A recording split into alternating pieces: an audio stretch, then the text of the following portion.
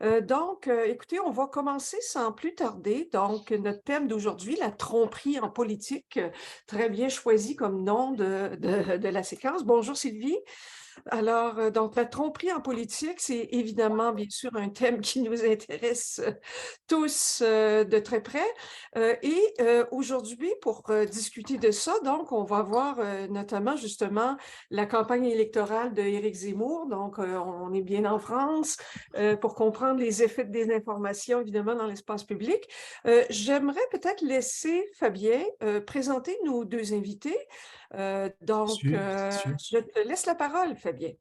Oui, alors on va entendre Katarina Niemeyer, qui est professeure à l'École des médias à l'Université du Québec à Montréal, directrice du CELAT UQAM et co-commissaire de l'exposition Écran Total, formée en sciences de la culture, archéologie et philosophie des médias à la Bauhaus Universität Weimar, si je l'ai bien prononcé, ainsi qu'en sciences de la communication à l'Université de Lyon et à l'Université de Genève. Ses travaux de recherche portent sur les rapports entre médias et technologies numériques, temporalité, mémoire et histoire, dont notamment la médiatisation d'événements historiques comme les attentats, les guerres, les catastrophes.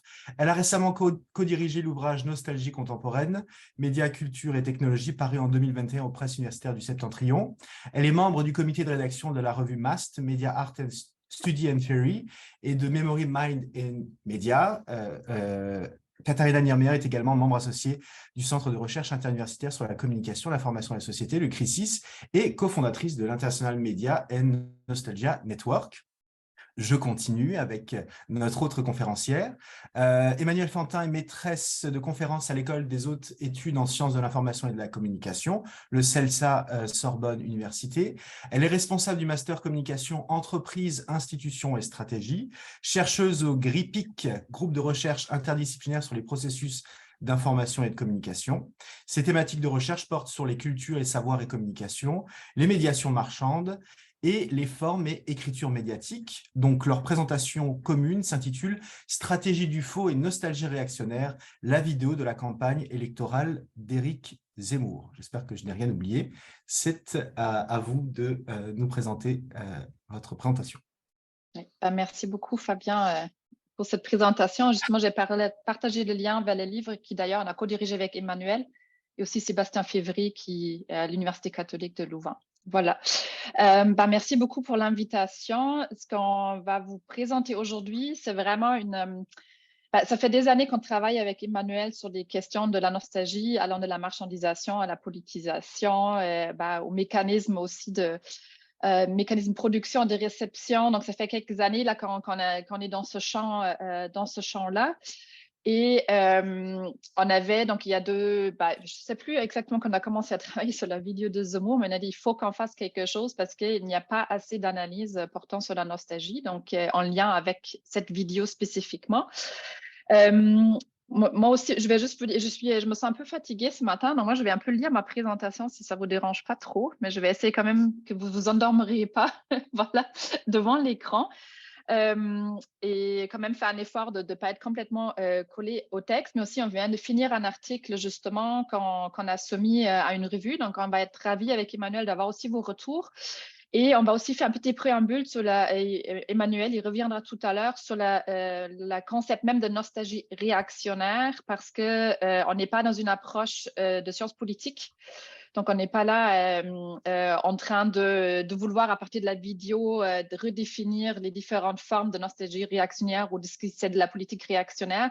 Mais on a vraiment cette entrée des études sur la nostalgie, de la mémoire et des études médiatiques. Donc, juste comme préambule. Donc, voilà. Et comme je dis, alors je vais partager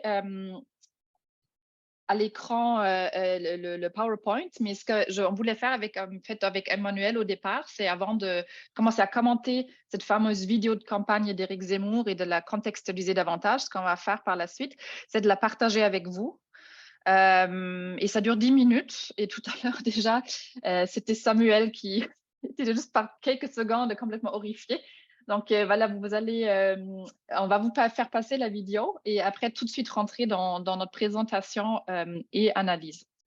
C'est donc parti. Mes chers compatriotes, depuis des années, un même sentiment vous étreint, vous oppresse, vous hante. un sentiment étrange et pénétrant de dépossession. Vous marchez dans les rues de vos villes et vous ne le reconnaissez pas. Vous regardez vos écrans et on vous parle une langue étrange et pour tout dire étrangère. Vous jetez un œil et une oreille aux affiches publicitaires, aux séries télévisées, aux matchs de football, aux films de cinéma, aux spectacles, aux chansons et aux livres scolaires de vos enfants. Vous prenez des métros et vous prenez des trains, vous vous rendez dans des gares et dans des aéroports, vous attendez votre fille ou votre fils à la sortie de l'école, vous accompagnez votre mère aux urgences de l'hôpital, vous faites la queue à la poste ou à l'agence pour l'emploi, vous patientez dans un commissariat ou dans un tribunal et vous avez l'impression de ne plus être dans le pays que vous connaissez. Vous vous souvenez du pays que vous avez connu dans votre enfance, vous vous souvenez du pays que vos parents vous ont décrit, vous vous souvenez du pays que vous retrouvez dans les films ou dans les livres, le pays de Jeanne d'Arc et de Louis XIV, le pays de Bonaparte et du général de Gaulle, le pays des chevaliers et des gentes dames, le pays de Victor Hugo et de Chateaubriand, le pays de Pascal et de Descartes, le pays des fables de La Fontaine, des personnages de Molière et des vers de Racine, le pays de Notre-Dame de Paris et des clochers dans les villages, le pays de Gavroche et de Cosette, le pays des barricades et de Versailles, le pays de Pasteur et de Lavoisier, le pays de Voltaire et de Rousseau, de Clémenceau et des Poilus de 14, de De Gaulle et de Jean Moulin, le pays de Gabin et de Delon, de Brigitte Bardot et de Belmondo, de Johnny et d'Aznavour, de Brassens et de Barbara, des films de Sautet et de Verneuil. Ce pays à la fois léger et brillant, ce pays à la fois littéraire et scientifique, ce pays tellement intelligent et fantasque, le pays du Concorde et des centrales nucléaires qui a inventé le cinéma et l'automobile, ce pays que vous cherchez partout avec désespoir, dont vos enfants ont la nostalgie sans même l'avoir connu, ce pays que vous chérissez et qui est en train de disparaître. Vous n'avez pas déménagé, et pourtant vous avez la sensation de ne plus être chez vous. Vous n'avez pas quitté votre pays, mais c'est comme si votre pays vous avait quitté. Vous vous sentez étranger dans votre propre pays. Vous êtes des exilés de l'intérieur. Longtemps, vous avez cru être le seul à voir, à entendre, à penser, à craindre. Vous avez eu peur de le dire, vous avez eu honte de vos impressions. Longtemps, vous n'avez pas osé dire ce que vous voyez et surtout, vous n'avez pas osé voir ce que vous voyez. Et puis, vous l'avez dit à votre femme, à votre mari, à vos enfants, à votre père, à votre mère, à vos amis, à vos collègues, à vos voisins. Et puis, vous l'avez dit à des inconnus et vous avez compris que votre sentiment de dépossession était partagé par tous. La France n'était plus la France et tout le monde s'en était aperçu.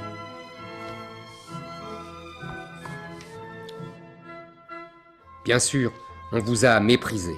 Les puissants, les élites, les bien-pensants, les journalistes, les politiciens, les universitaires, les sociologues, les syndicalistes, les autorités religieuses vous disaient que tout cela était un leurre, que tout cela était faux, que tout cela était mal. Mais vous avez compris avec le temps que c'était eux qui étaient un leurre, que c'était eux qui avaient tout faux, que c'était eux qui vous faisaient du mal.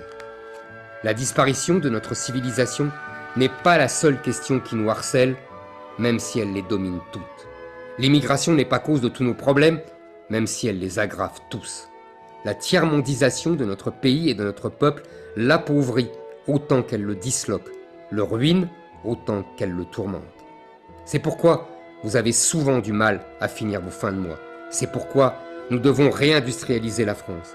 C'est pourquoi nous devons rééquilibrer notre balance commerciale, réduire notre dette qui grossit, ramener en France nos entreprises qui ont déménagé, redonner du travail à nos chômeurs. C'est pourquoi nous devons protéger nos trésors technologiques et cesser de les brader aux étrangers. C'est pourquoi nous devons permettre à nos petites entreprises de vivre et de grandir et d'être transmises de génération en génération. C'est pourquoi nous devons préserver notre patrimoine architectural, culturel et naturel. C'est pourquoi nous devons restaurer notre école républicaine, son excellence et son culte du mérite et cesser de livrer nos enfants aux expériences égalitaristes des pédagogistes et des docteurs fol-amour, des théories du genre et de l'islamo-gauchisme. C'est pourquoi nous devons reconquérir notre souveraineté abandonnée aux technocrates et aux juges européens qui ont dépouillé le peuple français de sa capacité à décider de son sort au nom des chimères d'une Europe qui ne sera jamais une nation.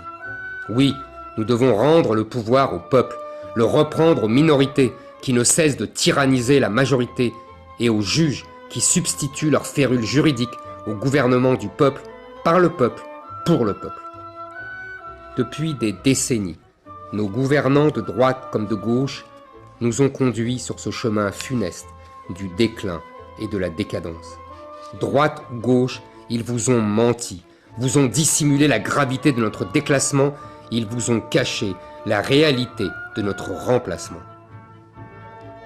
Vous me connaissez depuis des années.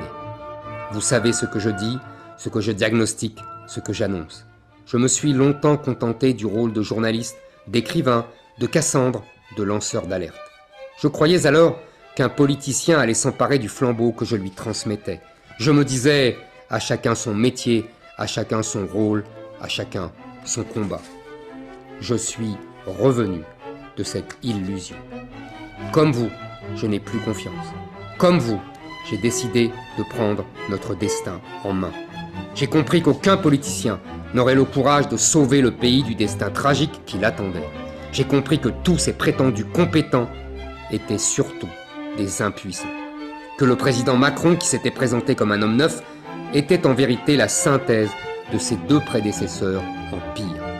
Que dans tous les partis, il se contenterait de réformettes alors que le temps presse. Il n'est plus temps de réformer la France, mais de la sauver. C'est pourquoi j'ai décidé de me présenter à l'élection présidentielle.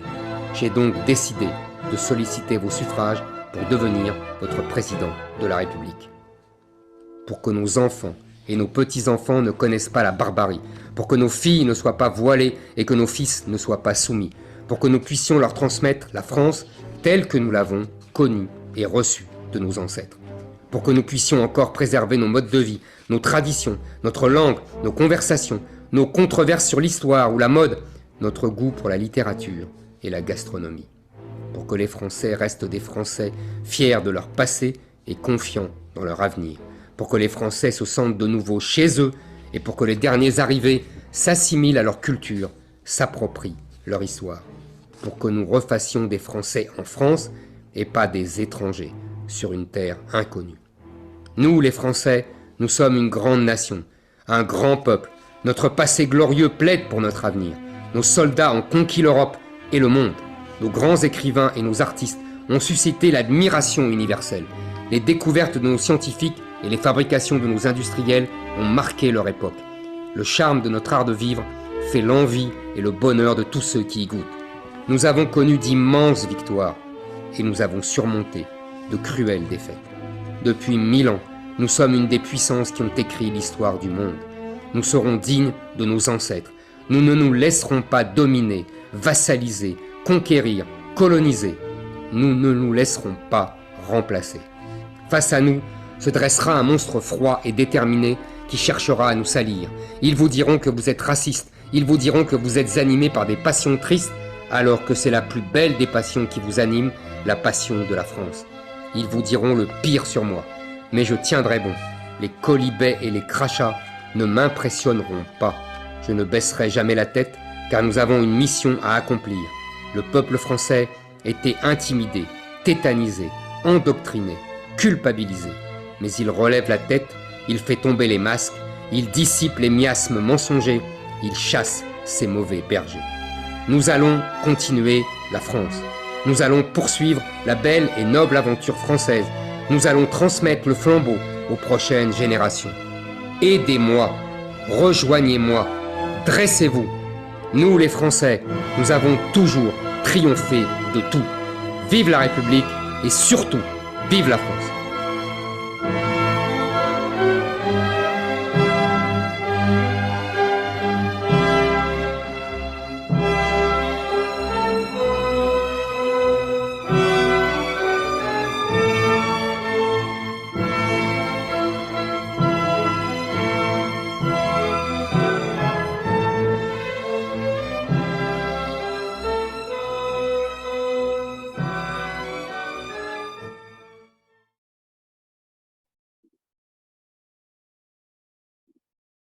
Donc, on va prendre une grande respiration. Et je vais partager le PowerPoint. PowerPoint. En espérant que ça refonctionne. Ah non, ça ne va pas du tout être comme ça. Attendez. Hop. Ici. Ah. Non, c'est dommage, ça ne se le fait pas comme tout à l'heure. Donc, je pense qu'il faut que je fasse ça d'abord. Voilà. Et puis, Alors, à ce moment, je pense qu'il faut déjà le mettre en plein écran. Et oui, après oui. lancer C'est parce que je suis sur 2 écrans. Oui, C'est ça. Donc là, ça devrait être bon. c'est parfait. OK, super. Donc, comme je l'ai dit en introduction, ça fait plusieurs années qu'on travaille avec Emmanuel sur les questions de la nostalgie. D'ailleurs, plus récemment, aussi plus sur les nostalgies créatrices en lien avec l'éco-anxiété. Mais pour cette étude de cas, on voulait vraiment replonger dans la question de la nostalgie restaurative sur laquelle on revient et les liens abusifs de la nostalgie en politique. Donc, depuis quelques années, nous cherchons à analyser la manière dont le passé n'a cessé d'être manipulé, commercialisé, inventé, décrété, flouté, euphémisé, embelli ou encore institué dans les discours contemporains. Donc là, c'est là où on est dans des formes de tricherie. Et puis, on l'avait vu avec Franck Kessler aussi, la question du truc et du trucage, mais on va un peu moins parler de ça aujourd'hui. Et notre démarche donc, s'inscrit dans un courant de pensée très actif depuis quelques années, à savoir des études critiques sur la nostalgie et la mémoire. Et c'est un travail quand même à l'international avec plusieurs collègues. On est dans le réseau, je pense, plus que 60 maintenant. Ça avait commencé avec 5 personnes en 2015, qui s'appelle International Media and Nostalgia Network, où beaucoup de collègues, chercheurs, mais aussi artistes participent. Et on est soucieux de comprendre et de décrypter la manière dont le passé est soumis au risque d'une fictionnalisation, mue par un désir d'idéalisation de l'histoire. Nous analysons plus spécifiquement aujourd'hui la manière dont cette idéalisation est devenue un outil omniprésent pour capter des publics. Il s'agit également d'étudier les risques que ces mêmes publics, entourés par ces pressions nostalgiques largement banalisées, finissent par adhérer à ces récits mémoriels enjolivis et dramatisés à outrance. La fictionnalisation du passé n'est bien entendu pas un problème en soi. Elle peut même s'avérer passionnante et féconde sur le plan éducatif, dès lors qu'elle est énoncée et assumée comme telle. Dans les discours politiques, en revanche, la mobilisation accrue d'éléments esthétiques et narratifs propres à la fictionnalisation de la mémoire partagée, menant à une historisation idéalisée et décontextualisée du passé, ne présente pas les mêmes enjeux. La surenchère visuelle et sémantique se référant à un supposé passé glorieux peut contribuer à la construction d'une nostalgie régressive et fétichisée, une nostalgie réactionnaire dont la forme contemporaine prend pour part racine dans l'émergence du concept de nation. Et là, normalement, c'est censé avancer, ça va. Donc là, on fait surtout référence au texte de Manuel Menke et de Thomas Wolff, The Dark Side of Inspirational Pasts, an investigation of nostalgia in right-wing populist communication.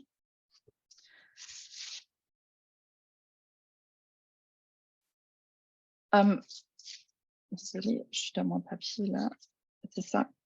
Et les distorsions historiques et les manipulations de mémoire émanant de la rhétorique du président russe, par exemple, depuis une vingtaine d'années, en sont un exemple et font aussi partie du chemin tracé vers la guerre qui touche l'Ukraine actuellement.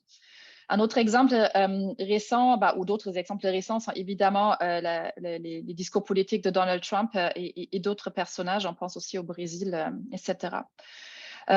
Et évidemment, ce qui nous intéresse le plus aujourd'hui, c'est cette vidéo d'Éric Zemmour qui était candidat et puis qui n'est pas devenu président. Donc, il faut recontextualiser aussi là, évidemment, notre réflexion dans l'évolution des élections présidentielles.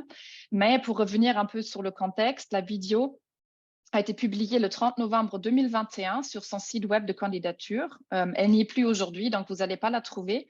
Et elle reste accessible sur YouTube encore quelques mois. Sauf qu'aujourd'hui, elle est rendue aussi privée. Donc, je pense qu'on la trouve si on cherche très intensément parce que des internautes partagent et repartagent quelque part, mais elle n'est plus posée comme une énonciation officielle de l'ancien candidat. La vidéo sur YouTube, en tout cas, a été visionnée plus que 3 millions de fois. et commenté avec presque 70 000 commentaires au moment où on a encore pu y accéder. Durant 10 minutes, le candidat, comme vous avez pu le voir, assis dans son bureau de style présidentiel, endossant l'allure légèrement désuète de l'homme politique, faisant des annonces au peuple dans un vieux micro, lit son discours sur la vision de la France, le regard détourné de la caméra la plupart du temps. La caméra zoome très lentement sur lui, s'approchant de son visage à mesure que la vidéo avance. Son discours est accompagné d'images d'archives informationnelles de la télévision française, d'images amateurs dont la provenance est difficilement identifiable, ainsi que d'extraits de films. L'ensemble est rythmé par le deuxième mouvement de la 7e symphonie de Beethoven. La vidéo, je pense que pour celles et ceux qui l'avaient vue à l'époque, ou je sais qu'il y a des personnes qui vivent en France qui sont avec nous, mais ça a quand même été aussi médiatisé au Québec. La vidéo a immédiatement fait débat, attirant l'attention médiatique et de beaucoup de médias, mais aussi dans les forums et sur les réseaux sociaux. J'arrive plus à parler aujourd'hui, réseaux sociaux, RSN, sociaux numériques. Voilà, je vais y arriver. On a vu surtout des commentaires de certaines personnes enchantées, évidemment, qui sont du côté de Zemmour, mais beaucoup de d'écœurement. Je sais que c'est plutôt un terme positif quand c'est écœurant en québécois, mais en français, en France, non.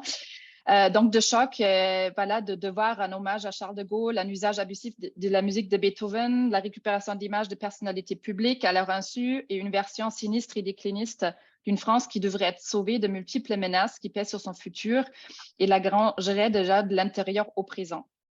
Et les analyses et interprétations, évidemment, n'ont pas manqué. On a noté dans Europress, un moteur de recherche et une archive en fait des publications médiatiques, il y avait 3010 entrées entre le 31 novembre 2021 et le 31 décembre 2021 pour les recherches avec les deux mots-clés Zemmour et vidéo, donc où la vidéo en fait a été soit médiatisée, analysée, discutée ou mentionnée. En revanche, sur ces 3010 entrées, il y avait juste 63 publications qui incluaient la question, la réflexion sur la nostalgie en lien avec l'analyse de cette vidéo. Donc, elle n'a jamais vraiment été problématisée dans les analyses médiatiques de l'époque. C'est pour ça aussi qu'on avait envie de se pencher sur ça pour voir de façon un peu plus minutieuse comment la nostalgie déclinait dans la vidéo et en général dans les discours de Zemmour. Je vais peut-être, parce que même si on a du temps, mais on a quand même beaucoup de pages, peut-être passer sur quelques citations là, mais on peut revenir dans c'était quelques citations médiatiques des réactions, mais je pense qu'on peut les couper. Donc, certaines analyses de la vidéo sous forme de décryptage précis sont proposées, comme celle de la rubrique des décodeurs du quotidien français Le Monde. Et l'analyse proposée sur le site web hackingsocial.com est la plus poussée sur le plan de la nostalgie. Donc, il y a des pistes intéressantes qui ont été avancées autour de la nostalgie d'une douce enfance disparue et des valeurs traditionnelles de la France perdue. Mais la nostalgie n'est à nouveau pas scientifiquement problématisée. Donc, il nous semblait qu'une analyse plus poussée des multiples ressorts et des fantasmes nostalgiques qui irriguent le discours et la vidéo de Zemmour restait à faire. Nous avons donc à notre tour analysé la vidéo en détail. Ça devrait s'afficher ici. Donc, on vous montre des extraits un peu de la retranscription où aussi Corinne Dufresne-Delière nous avait aidé donc en contrat étudiant quand on pouvait travailler ensemble avec Corinne, en tout cas sur la pré-analyse de la vidéo.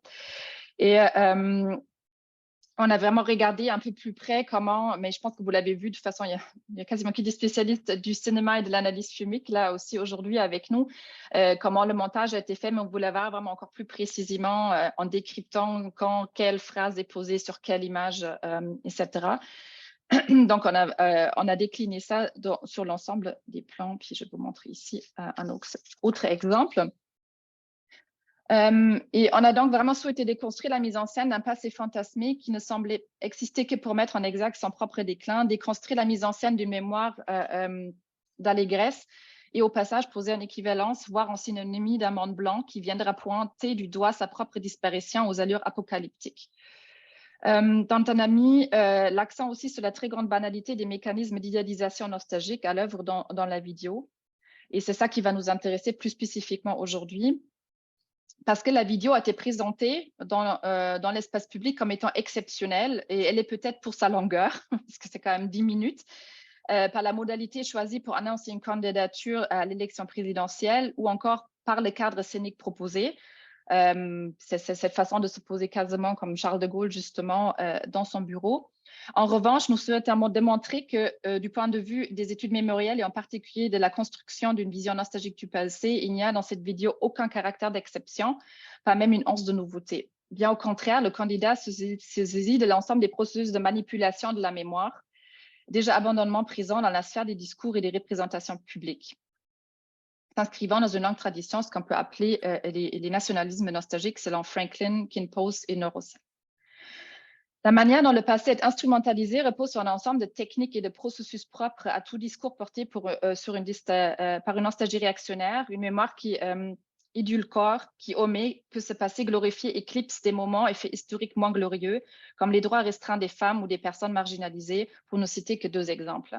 Un passé glorifié contrasté par un présent horrifié et chaotisé, et entre les deux, un candidat dont les mots donnent aux images un nouveau sens, naviguant dans le tourbillon d'un montage audiovisuel qui mélange les codes de la publicité, de la vidéo musicale, d'annonces politiques d'envergure historique et de bandes-annonces cinématographiques, permettant ainsi d'élaborer le récit imaginaire d'un âge d'or perdu, d'instituer une métamémoire politisée par une obsession identitaire et enfin d'arrimer la nostalgie à la haine et au rejet d'une altérité dessinée sous le spectre omniprésent d'un dangereux fantôme. Et je vais passer la parole maintenant à Emmanuel pour la suite. Alors, le premier aspect sur lequel on a travaillé, c'est effectivement la manière dont cette vidéo... si tu peux revenir à la slide précédente, s'il te plaît, Katharina. Voilà, Oui, merci. excuse-moi. La manière dont la vidéo cherche à construire un âge d'or, qui pour nous n'est absolument pas une réalité, et qui a d'ailleurs, c'est assez intéressant cette notion d'âge d'or, parce que souvent elle est employée comme...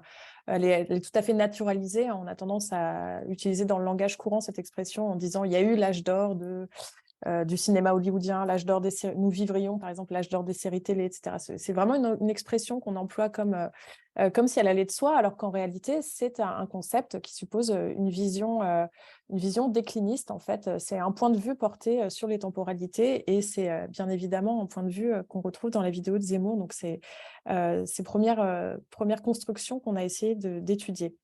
Alors, la plupart des études sur la mémoire, quelles que soient finalement les disciplines dans lesquelles elles s'inscrivent, hein, historiens, philosophie, sciences de l'information et de la communication, études des médias, etc., ont toujours en tout cas démontré que la mémoire ne se colporte pas d'elle-même. Là, je reprends les termes de Yann Assmann. Et qu'elle est finalement, enfin que la force de la mémoire sociale provient toujours de sa capacité à être modifiée, altérée, et qu'elle peut être vraiment appréhendée comme un support mobile du passé. C'est ça ce qui fait sa force, hein. Ce n'est pas quelque chose de stable ni de gravé dans le marbre, j'ai envie de dire. Et un des chercheurs qui nous inspire beaucoup encore sur la mémoire, c'est bien sûr Michel de Certeau. Alors, je vous lis une citation qui est très belle et qui est en même temps très parlante sur la mémoire. Il nous dit « Comme les oiseaux qui ne pondent que dans le nid d'autres espèces, la mémoire produit dans un lieu qui ne lui est pas propre. Sa mobilisation est indissociable d'une altération. » Alors, on voit bien dans la vidéo de Zemmour, évidemment, que c'est l'altération de la mémoire qui est à l'œuvre et qui est conditionnée donc, par une lecture narrative du temps qui est plutôt simpliste, un apogée un apogée qui est présenté à de multiples reprises comme une cime regrettée et indépassable d'un paysage mémorial que nous aurions en partage,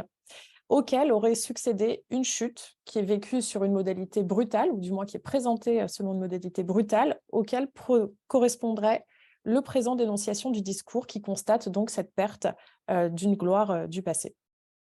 Donc cette vision extrêmement binaire et schématique des temporalités et de l'histoire de la France, elle rappelle les recherches aussi d'un sociologue qui s'appelle Eviatar Zerubabel, qui a beaucoup travaillé sur les scénarios de la mémoire en quelque sorte, ou sur les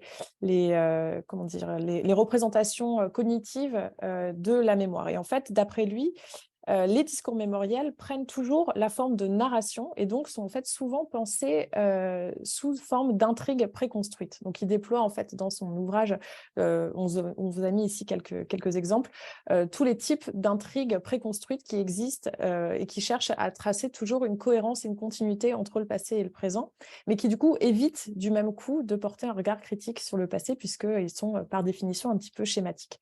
Donc, on voit bien qu'à droite, vous avez le récit du déclin, donc on a qu'on vient d'évoquer, qui est donc extrêmement binaire, on voit bien que Zemmour endosse parfaitement ce récit du déclin. Et d'ailleurs, ce qui est intéressant, c'est qu'il le mentionne explicitement, il ne s'en cache pas. Là, je le cite, « Depuis des décennies, nos gouvernants de droite comme de gauche nous ont conduits sur ce chemin funeste du déclin et de la décadence. » Donc, l'idée de cet âge d'or perdu, eh bien, l'obsession de son discours, même si l'âge d'or, et ça je l'ai rappelé, demeure la construction collective d'un consensus, d'où procède sa dimension performative. L'idée d'âge d'or provient pourtant justement des approximations mémorielles, du flou des souvenirs qui vont pouvoir naturaliser le récit d'un passé fantasmé. Et c'est précisément l'indistinction qu'on fait porter à ces âges d'or qui vont renforcer la dynamique du consensus mémoriel. C'est un processus qui s'auto-alimente en quelque sorte. Alors, comment est-ce qu'il construit cette indistinction ou ce flou? De manière très simple. D'abord, il utilise des bornes temporelles extrêmement vagues. Les références insérées dans la vidéo ne suivent aucune logique chronologique identifiable. Autrement dit, les images se succèdent vraiment de manière à ce que l'orateur puisse jongler d'un siècle à l'autre, d'une époque à l'autre, d'un univers à l'autre, dans un ordre aléatoire qui est plus thématique que chronologique, avec des bonds temporels qui sont parfois très, très amples. Par ailleurs, il utilise constamment la préposition « depuis », qui là aussi il est utilisé dans une forme d'indétermination historique. Par exemple, il nous dit « Depuis 1000 ans, nous sommes une des puissances qui a écrit l'histoire du monde », ou alors « Depuis des décennies, nos gouvernants de gauche comme de droite nous ont conduits sur ce funeste destin », etc. Donc on voit vraiment qu'à chaque fois, ce « depuis », il est utilisé comme un point de bascule temporel, mais de manière complètement indéterminée. L'utilisation des images d'archives, là tu peux passer sur la slide suivante s'il te plaît, merci. Donc ces images d'archives qui sont vraiment jolies, qui sont savamment choisies, désuètes avec tout leur charme évidemment, hein. En tout cas, le fait de choisir des images d'archives, par leur simple remédiation, ça permet de faire porter un effet de contraste entre ces imaginaires antagonistes, donc le passé encensé, magnifié, idéalisé, auquel succède donc ce supposé présent dévalué. Et ces images, elles n'échappent pas parce que elles sont présentées en tout cas comme des images d'archives. On va voir que ce n'est pas tout à fait toujours le cas. En tout cas, elles n'échappent pas à leur fonction première qui est plus ou moins assumée ou en tout cas qui est recherchée par Zemmour, c'est-à-dire incarner un geste de mémoire qui vient par ailleurs supposer une valeur de certification historique. Elles fonctionnent donc ces images un peu comme des anecdotes dont on connaît la valeur de parabole pour Zemmour. Hein. Cécile Alduy, qui a publié un ouvrage sur la langue de Zemmour, montre à quel point, alors cette fois-ci pas dans les images, mais dans la manière dont on construit son discours, il utilise l'anecdote comme une parabole qui donne en fait une valeur d'absolu à ces anecdotes. Et il pose, et c'est là que c'est encore plus intéressant, il vient poser par la juxtaposition des images une stricte équivalence entre des images qui sont des images de fiction et des images d'archives et des images informationnelles. Et cette équivalence qui est posée entre les deux types d'images, elle est en plus par ailleurs relayée dans son discours, puisqu'il nous dit, par exemple, « Vous vous souvenez du pays que vous avez retrouvé dans les films ou dans les livres, étant entendu que ce souvenir est présenté comme une réalité historique au même titre que les images d'archives. » Par ailleurs, l'interpellation sous le mode de l'apostrophe péremptoire « vous vous souvenez du pays », etc., qui revient, fonctionne aussi à la manière d'une litanie mémorielle et elle n'est pas sans rappeler, par ailleurs, le formatage habituel de la rhétorique du candidat et son goût pour le présent de vérité générale, dont Cécile Alduy, dont je viens de citer l'ouvrage, a démontré qu'il usait et qu'il abusait aussi dans le discours. Et plus largement, Éric Zemmour a un goût pour l'indicatif, qui est le mode verbal du réel et qui lui permet de transformer toutes ses propositions en maximes catégoriques. Et là, je cite Cécile Alduy qui dit que chez Zemmour, la syntaxe vaut preuve ou équivaut à la preuve. La démonstration décliniste, ce qui est intéressant, c'est qu'elle est d'abord implicite. Et là, peut-être que tu peux mettre la slide suivante, Katharina. Merci. Elle est d'abord implicite puisqu'elle est paradoxalement construite sémiotiquement par la montée en tension dramatique qui est portée par le rythme de l'anaphore, par l'effet d'accumulation des images et des références, mais aussi bien sûr par la musique et son mouvement ascendant. C'est voilà, une construction paroxystique qui monte et qui s'achève sur une sorte de punctum de déchéance. Et dans le discours, à ce moment-là, on entend « la France n'était plus la France » et tout le monde s'en était aperçu. Et on retrouve cette obsession de la disparition dans tous les récits dits nativistes, c'est-à-dire des récits qui supposent que les droits acquis dans un pays seraient corrélatifs à l'ancienneté de la présence de ses propres ancêtres sur un territoire donné. Alors, cette nostalgie qu'on pourrait appeler nostalgie réactionnaire, et là, je vais passer à la slide suivante encore une fois, s'il te plaît, merci. Elle se fonde donc, c'est vraiment lié à cette question des récits nativistes, puisqu'elle se fonde sur la mise en exergue d'une altérité qui est présentée, en fait, finalement, comme la cause principale de ce fameux déclin du temps présent qui existerait. La dérivation initiale, qui intervient donc à la 18e seconde, c'est assez rapide quand il dit étrange et pour tout dire étrangère. Donc la dérivation, c'est cette figure de style qui consiste à employer deux termes qui ont la même racine. Voilà. Donc ça incarne ce glissement rhétorique, sémantique et symbolique sur lequel se fonde pratiquement l'ensemble du caractère obsessionnel de la structure mémorielle de son discours. Et cette dérivation, finalement, elle est assez commune quand on étudie les discours réactionnaires au sens large dans la sphère de la nostalgie. Alors, on va faire un petit détour étymologique pour cela. La nostalgie, vous le savez peut-être, c'est un terme qui a été inventé de toutes pièces par ce monsieur présent à l'écran qui s'appelle Johann Hofer, qui était un médecin et qui a forgé ce terme autour de deux substantifs grecs, nostos qui signifie le retour et algia qui signifie la douleur. Donc c'est un terme qui date du XVIIe siècle, fin XVIIe, 1688 plus précisément. Et Svetlana Boym, donc, qui a publié un ouvrage, donc ça c'est un ouvrage qui a une vingtaine d'années à peu près, elle s'appuie sur cette double valence qui est au cœur du concept de nostalgie pour élaborer la théorie suivante. Théorie selon laquelle il y aurait en fait deux types de nostalgie. Une première nostalgie qu'elle appelle nostalgie réflective, qui serait plutôt portée sur le algia de la douleur. Donc là, c'est plutôt l'amour de la contemplation des ruines, le regard un peu mélancolique porté sur le passé, etc. Plutôt doucereux, plutôt porté sur la douleur en fait que va susciter ce passé perdu, alors que la seconde, qu'elle appelle nostalgie restauratrice, et c'est un peu comme le disait en introduction Katharina, c'est plutôt de ça dont on parle quand on parle de nostalgie réactionnaire, parce que c'est vrai que nous ne sommes pas politologues, donc on ne parle pas de réactionnaire au sens où pourraient l'étudier les chercheurs en sciences politiques. Nous, c'est vraiment par rapport à cet ancrage de la nostalgie. Donc, ce que Svetlana Boym appelle la nostalgie restauratrice, c'est la nostalgie qui est plutôt portée sur le nostos, donc sur la question du retour chez soi. Elle nous dit que la nostalgie restauratrice, en fait, c'est plutôt une nostalgie qui va considérer le passé comme un marqueur mémoriel et émotionnel à la fois stable, fort et inspirant pour le présent. L'accent dans ce type de nostalgie est plutôt porté sur les mythes de l'histoire qui mettent en scène la gloire du passé ou encore la reconstruction de monuments anciens, par exemple. Et d'après Svetlana Boym, toujours, cette nostalgie, elle va s'incarner à travers deux types d'intrigues narratives. Donc, ça peut être le cas en politique, mais pas simplement. Ça peut être dans le cadre patrimonial, ça peut être dans beaucoup de dispositifs de la sociétaux et d'autres périodes historiques. Donc, ces deux types d'intrigues narratives seraient d'une part la nécessaire restauration des origines, ou alors, d'autre part, des théories qu'elle appelle théories complotistes il y a 20 ans déjà, basées, et là je la cite, basées sur un scénario transhistorique unique, une bataille manichéenne entre le bien et le mal, et l'inévitable bouc émissaire incarné par un ennemi mythique. Donc on voit bien que cette nostalgie dont parle Svetlana Boym combine déjà des questions identitaires et les structures mémorielles pour former une perception vraiment manichéenne des identités culturelles qu'on va retrouver ici parfaitement à l'œuvre.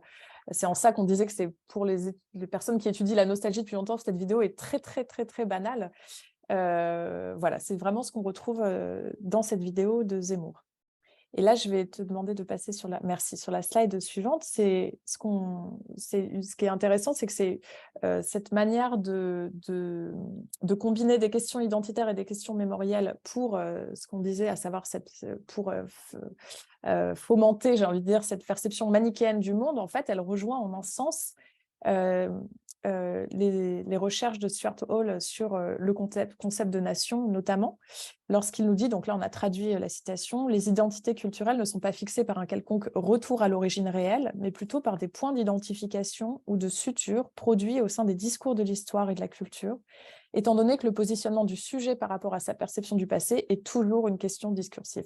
Ça, c'est vraiment passionnant puisqu'on le retrouve vraiment à l'œuvre chez Zemmour. Alors, chez Zemmour, par où ça passe, cette identité qui est une question discursive, ça passe par plusieurs points. Par exemple, le désir de personnifier la France, cette personnification de l'histoire. Alors ça, c'est Gérard Noiriel qui a aussi beaucoup travaillé sur Éric Zemmour, qui montre que globalement, les discours identitaires ont tendance à s'octroyer l'énonciation d'un « nous », donc vous avez entendu à plusieurs reprises, et notamment à la fin, il dit « nous, les Français », etc.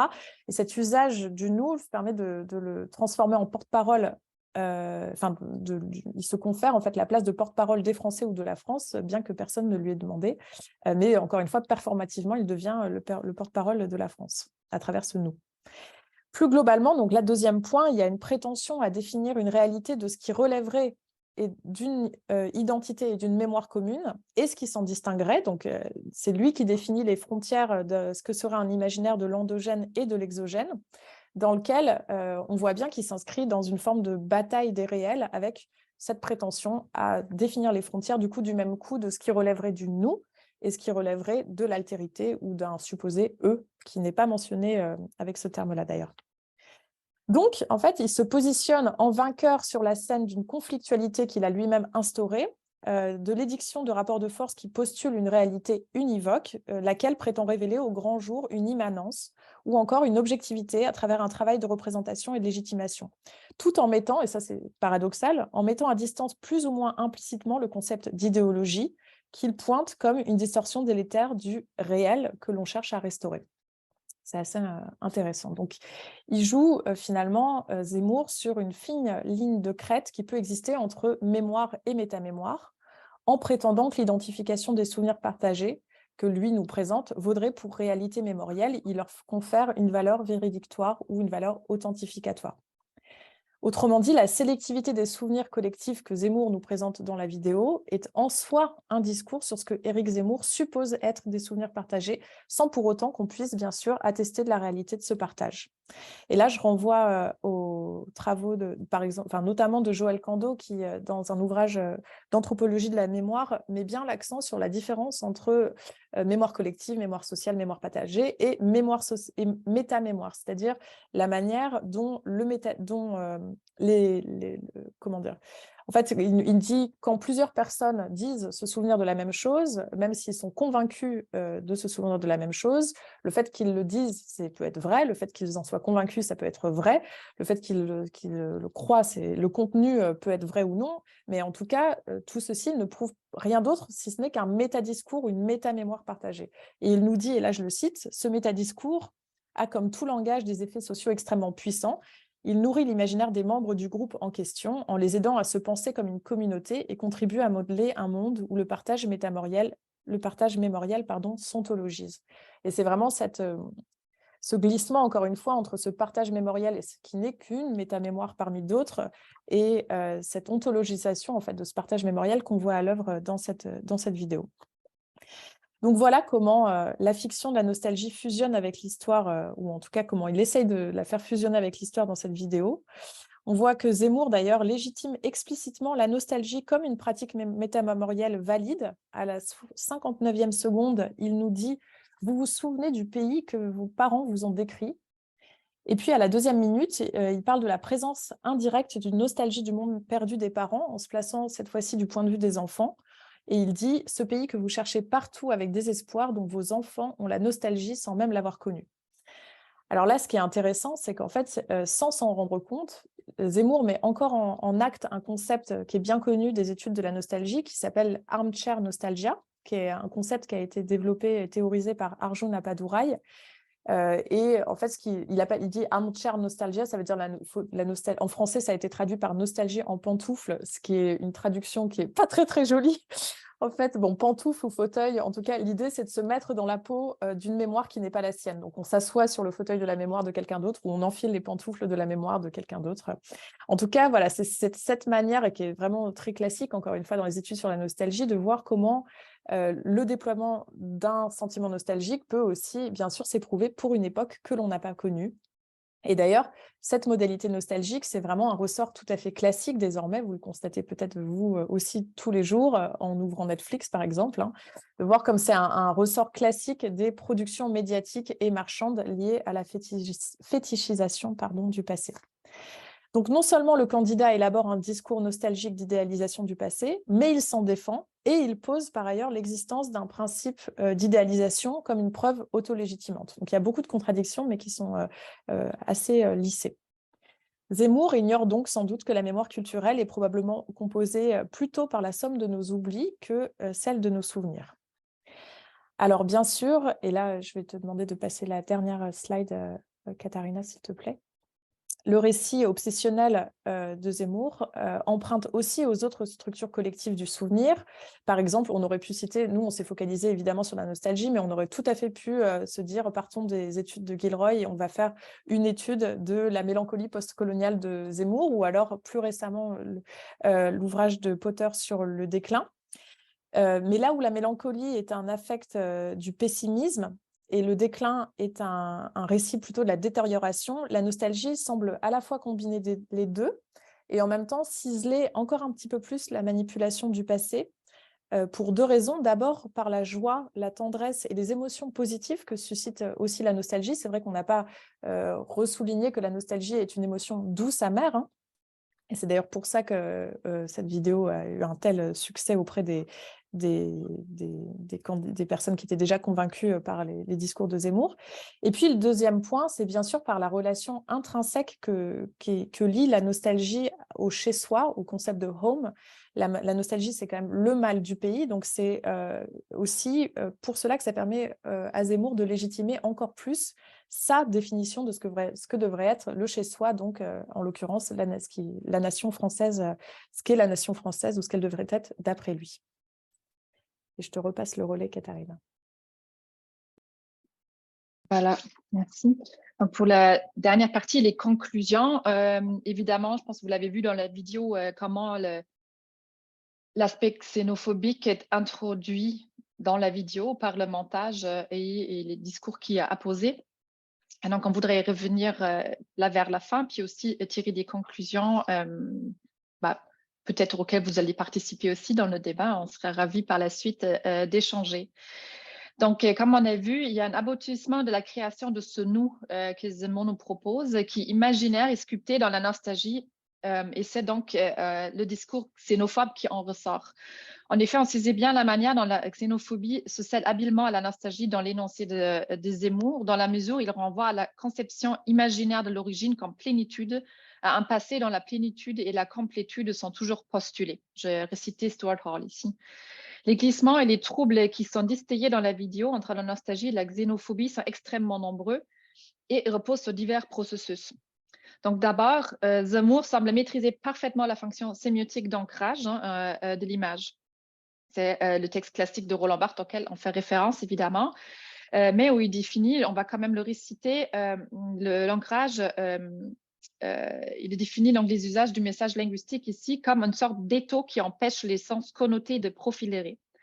Donc, il s'agit ici en quelque sorte de la manière dont la mise en discours peut emprisonner les images dans une signification univoque. Cette fonction d'ancrage, elle peut être le ressort rhétorique le plus puissant de cette vidéo.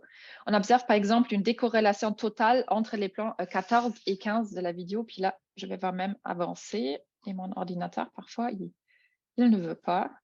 Mais je pense que c'est celles qui sont déjà à l'écran comme exemple. Ça va fonctionner comme ça. Et le texte de la voix off au même moment. Vous attendez votre fille ou votre fils à la sortie d'école. Vous accompagnez votre mère aux urgences de l'hôpital, qui suggère que ce sont des scènes courantes, emblématiques d'une sortie d'école ou de l'hôpital public. Le même mécanisme est utilisé aux alentours de 3 minutes 29 secondes. Hop, vous voyez à l'écran. Et des suivantes, des images d'émeutes ou de voitures de police enflammées. Donc, c'était ici avant. Les polices enflammées sont accompagnées de la mention d'un leurre brandi par les puissants élites. Et là, on arrive ici, les bien-pensants, les journalistes. Hop, c'est désolé, mon ordinateur, il bug. Tout à l'heure, ça marchait bien. Voilà. Le même mécanisme utilisé par la suite pour la mention d'un leurre brandi par les puissants, les élites, les bien-pensants, les journalistes, les politiciens, les universitaires, les sociologues, les syndicalistes, les autorités religieuses, etc., qui, d'après Zemmour, seraient dans le déni et condamneraient le sentiment de dépossession, donc je cite ici l'extrait, partagé par la communauté du nous auquel lui, il s'adresse.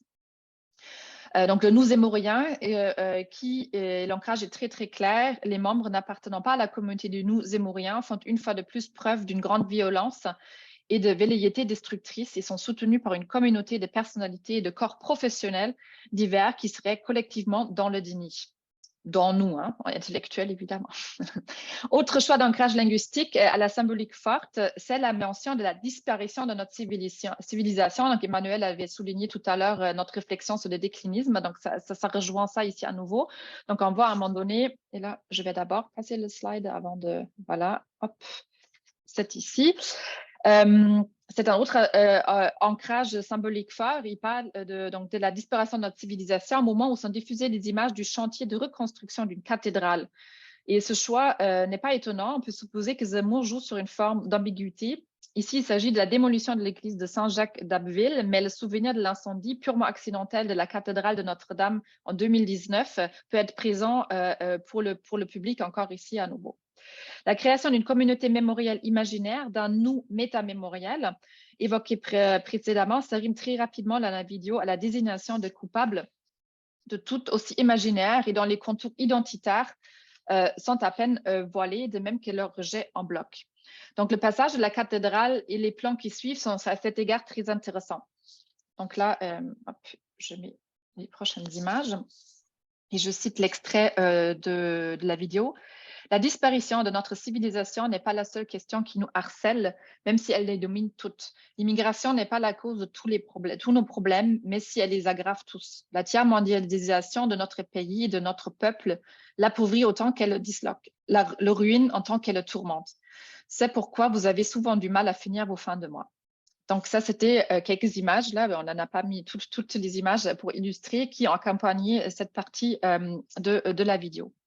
Ces images alimentent d'abord bien sûr l'idée d'une pauperisation de la France, d'autant qu'elles suivent toute la première partie de la vidéo portée sur la glorification du passé français.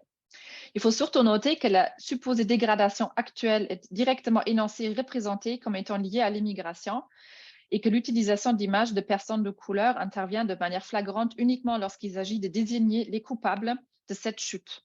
Ainsi, de manière frontale et sans ambiguïté, la France du nous, qui s'éteint doucement, est la France d'hommes et de femmes à la peau blanche, reflétant ainsi les idées centrales du suprémacisme blanc. Les moteurs de ce mouvement peuvent être définis comme, et je passe à la prochaine slide, c'est ici en anglais, mais on l'a traduit en français, une idéologie qui affirme l'identité nationale et l'appartenance à partir de la descendance européenne. Par conséquent, les nationalistes blancs considèrent que leurs pays sont menacés par l'immigration et les avancées sociales par les non-blancs. Ils se battent pour l'idée que l'identité nationale et l'appartenance doivent être construites autour de la blancheur raciale, plutôt que la culture, la langue ou le lieu, et que c'est la blancheur du passé d'une nation, de son présent et de son futur qui assure une continuité du développement historique et de sa survie. Donc là, on peut également noter donc que le lien et la cause à effet sont directement établis entre l'immigration et la paupérisation et les difficultés financières éprouvées par certains Françaises et Français. C'est pourquoi vous avez du mal à finir vos fins de mois. Un autre passage nous paraît revêtir d'une importance capitale dans l'analyse de la manière dont la nostalgie est mise au service de la xénophobie. Donc quand il dit ce pays que vous chérissez et qui est en train de disparaître. Vous n'avez pas déménagé et pourtant vous avez la sensation de ne plus être chez vous. Vous n'avez pas quitté votre pays, mais c'est comme si votre pays vous avait quitté. Vous vous sentez étranger dans votre pays, vous êtes des exilés de l'intérieur. Et ça, c'est intéressant parce que je ne sais pas si vous avez lu ou pris connaissance de l'ouvrage Strangers in Their Own Land de Alice Russell Hochschild, où elle analyse en fait pourquoi très potentiellement dans les endroits comme en Louisiane, on a voté pour Trump, ou on va voter pour Trump parce qu'elle a fait sa recherche anthropologique, sociologique avant les élections. Où les personnes justement disaient j'ai l'impression de ne plus vivre là où j'ai grandi, donc mon pays est en train de changer devant mes propres yeux. Mais en l'occurrence, en Louisiane, ça se réfère notamment à la dégradation écologique et à l'empoisonnement en fait, des fleuves, etc., par l'industrie pétrolière. Mais il y a un peu ce même mécanisme là aussi que Trump, par ailleurs, a aussi mobilisé. Je pense qu'on a vu aussi des similarités dans les deux discours. Donc, on retrouve ici, dans un premier temps, des éléments définitoires de l'émergence d'un sentiment nostalgique. Les mots de Zemmour rappellent précisément la manière dont Yankelevitch circonscrit la nostalgie. Elle est un pathos d'exil qui exalte à l'extrême cette grisante poésie de l'espace et possède des effets sanctifiants. Donc, on a cité ici Yankelevitch et son ouvrage. La nostalgie, nous dit-il encore, Yankelevitch fabrique des lieux saints, condense la valeur autour d'une maison. Donc, on est à nouveau dans l'idée de l'étymologie classique de la nostalgie. L'être nostalgique est exilé d'un ailleurs atmosphérique et vaporeux, une ville pneumatique que l'exil entrevoit par transparence et comme un filigrane à travers l'agitation de la ville étrangère. Mais là où Yankelevitch décrit cet exil comme une métaphore puissante portée par notre imagination et le pouvoir de nos fantasmes, ou encore comme la construction, on le récite, d'un horizon chimérique, Zemmour pose en absolu cette chimère et décrète qu'une altérité serait responsable de la disparition de ses propres chimères. La nostalgie est ici au service d'un désir absolu pour une homogénéisation qui seule permettrait de remonter le temps et de retrouver une gloire que l'on estime perdue. Donc, il y a ici aussi pour le passé aucune façon de voir le passé autrement dans la manière dont c'est montré, comme Emmanuel le soulignait. Encore une fois, le nativisme est à l'œuvre. Le présent est le miroir négatif de cette nostalgie identitaire purement fictive. Il est une version détériorée, tout aussi fictive, de ce qui nous étions alors. Pour trouver donc les preuves indiscutables de la réalité de cette fiction, le nativisme mobilise le regard public. Il attire vers des marqueurs capables de désigner ce par quoi cette communion identitaire serait aujourd'hui perturbée. Le voilà, la couleur de la peau, la construction de mosquées, etc. On cite ici Bertossi et ses collègues. Donc d'ailleurs, si vous avez des questions sur les références, là, on peut vous les nommer dans la bibliographie. Zemmour instaure ainsi un discours du sauvetage de sa vision de la France par sa future politique avec des objectifs identitaires et patrimoniaux qui éclipsent le souci commun de l'écologie, du réchauffement climatique, encore les relations internationales. Donc, comme il dit, pour que nous puissions encore conserver nos vies, nos traditions, notre langue, etc. Je pense que là, on avait... Ah non, ça c'est la toute dernière slide, donc pour la conclusion. Donc, Zemmour, pour que nous puissions encore conserver nos vies, nos traditions, notre langue, nos conversations, nos controverses sur l'histoire ou la mode, notre goût pour la littérature et la gastronomie, pour que les Français restent les Français, fiers de leur passé et confiants dans leur avenir. On voit aussi le glissement de cette nostalgie pour un passé glorifié qui transportait vers le futur. Donc, on peut carrément parler d'une nostalgie du futur instaurée par Zemmour, là, donc une forme d'idéalisation dans l'avenir. Et pour conclure, la mise en place d'un discours audiovisuel remédiant une histoire et une mémoire glorieusement fantasmée sous forme de métamémoire sclérosée, nourrie par des images, est la France d'hommes et de femmes à la peau blanche, reflétant ainsi des idées centrales du suprémacisme blanc. En fait, c'est moi qui s'est gourée dans mes pages. C'est vraiment pas ma journée, mais ça arrive. C'est juste parce que j'avais du recto verso. Donc, la mise en place d'un discours audiovisuel remédiant une histoire, une mémoire glorieusement fantasmée sous forme de métamémoire sclérosée nourrie par des images et des mots d'un déclinisme du temps présent permet à Zemmour de produire un univers nostalgique réactionnaire et xénophobe. Ces discours l'érigent en capitainerie du sauvetage d'une France qui n'a jamais existé, mais représentée qu'il aurait aimé qu'elle soit. En instaurant une métamémoire qui fait semblant de sortir l'oubli de son éclipse, cette vidéo de campagne aux allures cinématographiques et publicitaires, rythmée comme un clip musical, de fanfare politique et d'héroïsation s'insère dans une mouvance qu'Eric Felinto et Richard Rosin, justement, c'était la dernière slide. Hop, qui s'affiche là, c'est bon. Nomme Gore Mediation, ou la médiation Gore, je ne sais pas si on peut vraiment le traduire comme ça, dans le contexte de la politique de Bolsonaro et de Trump. Il s'agit d'utiliser massivement et abusivement les réseaux sociaux et des médias comme armes, et là, on les cite, non seulement pour représenter leur personnalité autoritaire ou leurs croyances et politiques néofascistes, mais comme des agents ou actants qui eux-mêmes menacent et horrifient les gens, qui infligent de la violence psychologique et physiologique via la médiation. Zemmour n'a pas fait de différence aux élections et conserve donc un pouvoir limité pour exécuter la Gore Mediation, qu'on ait des autres personnalités publiques que je viens de nommer, sur une large échelle, mais il a mis en place une opérationnalisation qui consiste à ignorer la véracité des faits tout en mêlant à la médiation Gore la fantasmagorie d'un passé glorifié et transformé. Par sa récursivité restauratrice et mensongère dans le passé, Zemmour omet la force créatrice et prospective de la nostalgie que Yala Kizokidi a très bien montré dans son travail sur Senghor et la poésie, et en la détournant et en abusant donc de cette dernière à des fins politiques et identitaires. En volant la nostalgie des possibles et en imposant sa vision des possibles, l'avenir est déjà sclérosé dans un passé faussement restauré. Voilà, c'était ça la fin. Oui, alors un grand merci pour cette présentation très riche. Comme je vous disais tout à l'heure, à quelques heures de mon départ de France, ça fait toujours du bien d'avoir comme ça des images de notre pays que nous aussi on chérit. En fait, j'ai envie de faire l'avocat du diable, que nous aussi, Québécois, on chérit beaucoup. La France, nos origines, notre nostalgie à nous, Québécois. Alors, disons, donc, est-ce qu'il y a des questions, des remarques que vous voulez faire sur la conférence? Fabien qui vient de lever la main. Oui, Fabien, je te passe la parole. Oui, René, on ne te voit pas. Ta caméra, c'est c'est bon. Voilà. Oui, merci pour votre présentation très, très riche. J'ai noté vraiment beaucoup de concepts. Moi, en fait, j'avais un commentaire et une question. Et en fait, une partie de la question, Katharina, tu y as répondu en fait vers ta conclusion.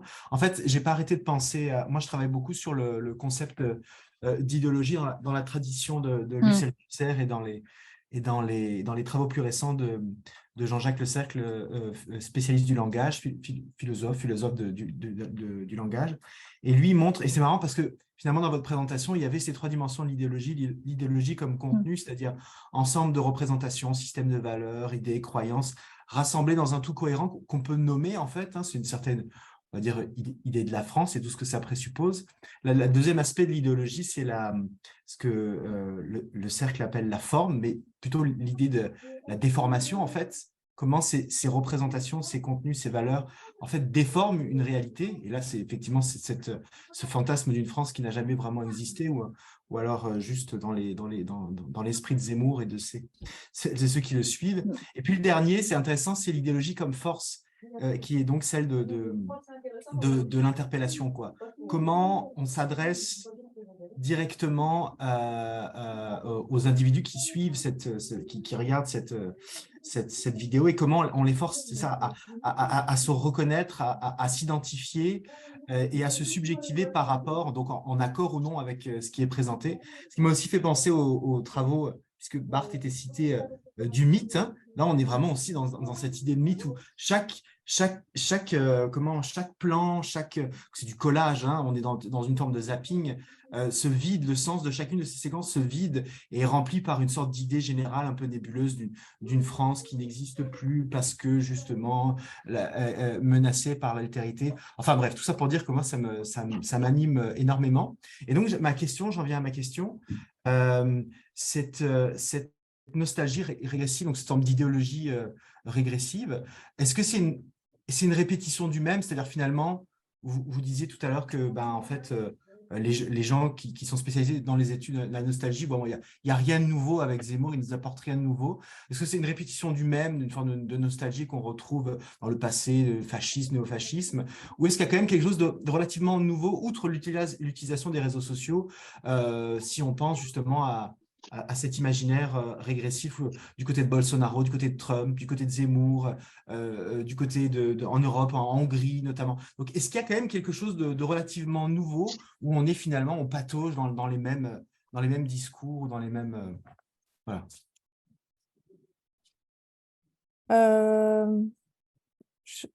Si tu veux, je peux commencer et tu poursuis. Oui. Alors, merci pour c'est intéressant parce que la notion d'idéologie, elle est quand même, elle est à la fois au centre de notre étude et en même temps, elle est un peu, comment dire, elle est un peu tentaculaire, quoi. C'est-à-dire, mais en fait, ce que je trouve intéressant, c'est que je connaissais pas cette définition. Moi, je suis plutôt tradition Ricoeur ou Castoriadis, qui en fait, ça revient un petit peu au même, mais c'est toujours d'autres manières de le dire. Et je trouve que, en fait, ce qui est intéressant dans cette définition de ce philosophe du langage, c'est notamment la troisième partie, l'idéologie comme force, qui est peut-être moins fréquente en fait dans les études ou dans les définitions plus classiques de l'idéologie. Et donc, merci pour cette référence parce que, en tout cas, moi, je ne la connaissais pas et ça nous donne des pistes intéressantes. Et sur le mythe, oui, effectivement, Katharina et moi, je pense qu'on ne va pas s'en cacher, on est barthésiennes. Et c'est effectivement le mythe, ce qu'il dit dans les mythologies notamment, c'est que c'est une association de formes nébuleuses, etc. Mais surtout, il dit dont la cohérence, je crois que je le cite à peu près justement, il dit dont la cohérence tient surtout à la fonction. Et c'est vrai que pour le coup, alors peut-être parce que c'est devenu un impensé pour Katharina et moi, parce qu'on l'a tellement utilisé, Barthes et tellement utilisé le mythe.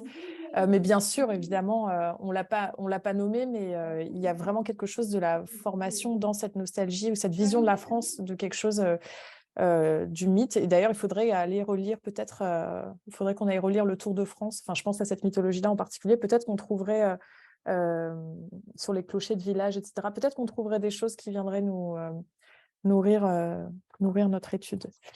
Et simplement sur la nouveauté, c'est compliqué en fait de répondre précisément à cette question parce que je ne sais pas ce que tu en penses, Katharina, mais ce qu'on essaie de démontrer, c'est que en se basant vraiment sur la mise en scène de la nostalgie, c'est-à-dire comment est-ce qu'on se réfère, comment est-ce qu'on fait en fait pour prendre une image du passé, se saisir de la mémoire et l'idéologiser, ou en tout cas la présenter comme étant une vérité absolue, en l'occurrence un passé idéalisé à retrouver, etc.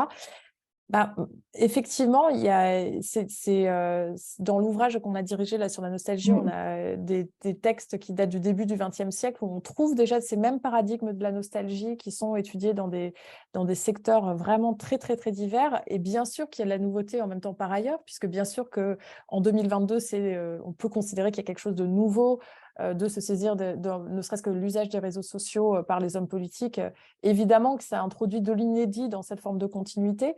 Mais en fait, à la fois, ça introduit de l'inédit dans la forme et en même temps, du point de vue du discours et du point de vue des mécanismes moi, j'y vois surtout de la continuité, en fait, malgré tout. Mais peut-être que tu vas me contredire, Katharina. Je pense que à une époque lointaine, j'avais travaillé sur les discours de George W. Bush en septembre 2001 en comparant justement avec d'autres discours présidentiels.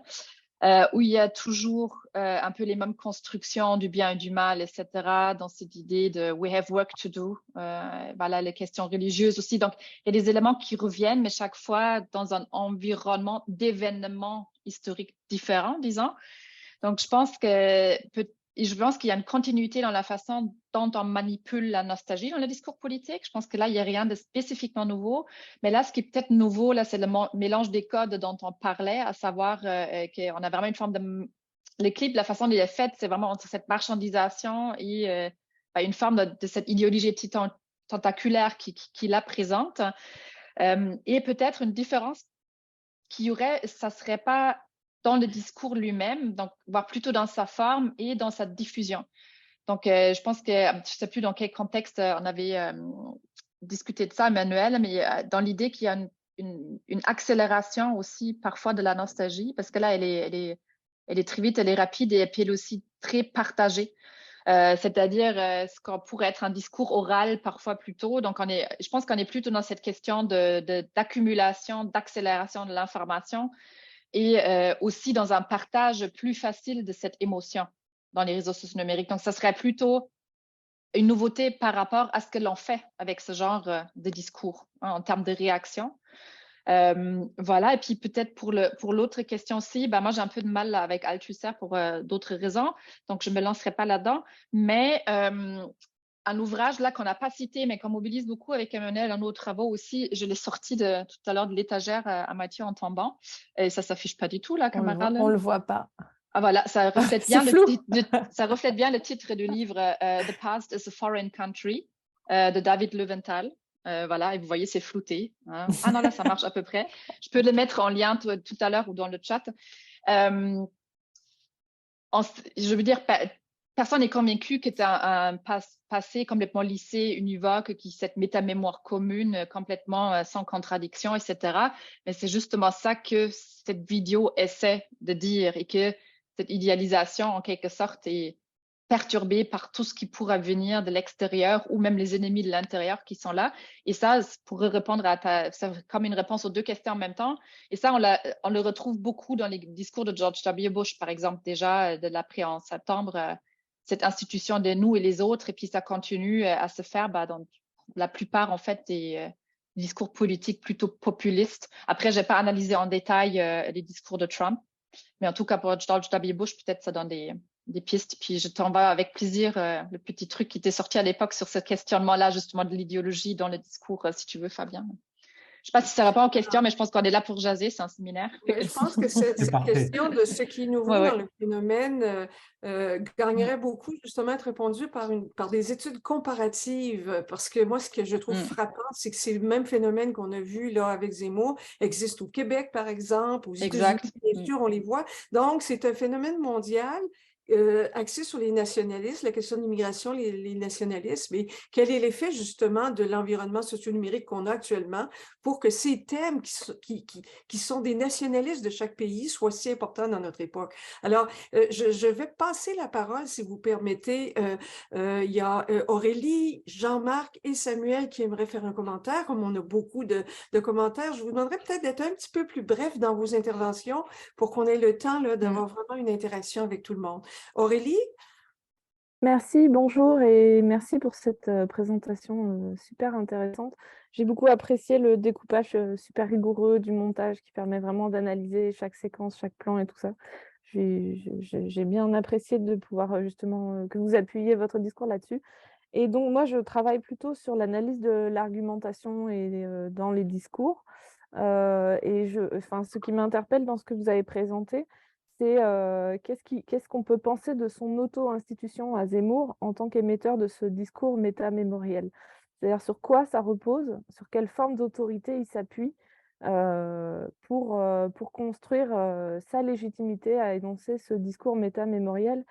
Et je vous soumets quelques hypothèses du coup qui sont est-ce qu'il s'appuie sur sa compétence, puisque l'autorité dans les discours d'autorité, dans les arguments d'autorité, on peut les fonder sur plusieurs moyens.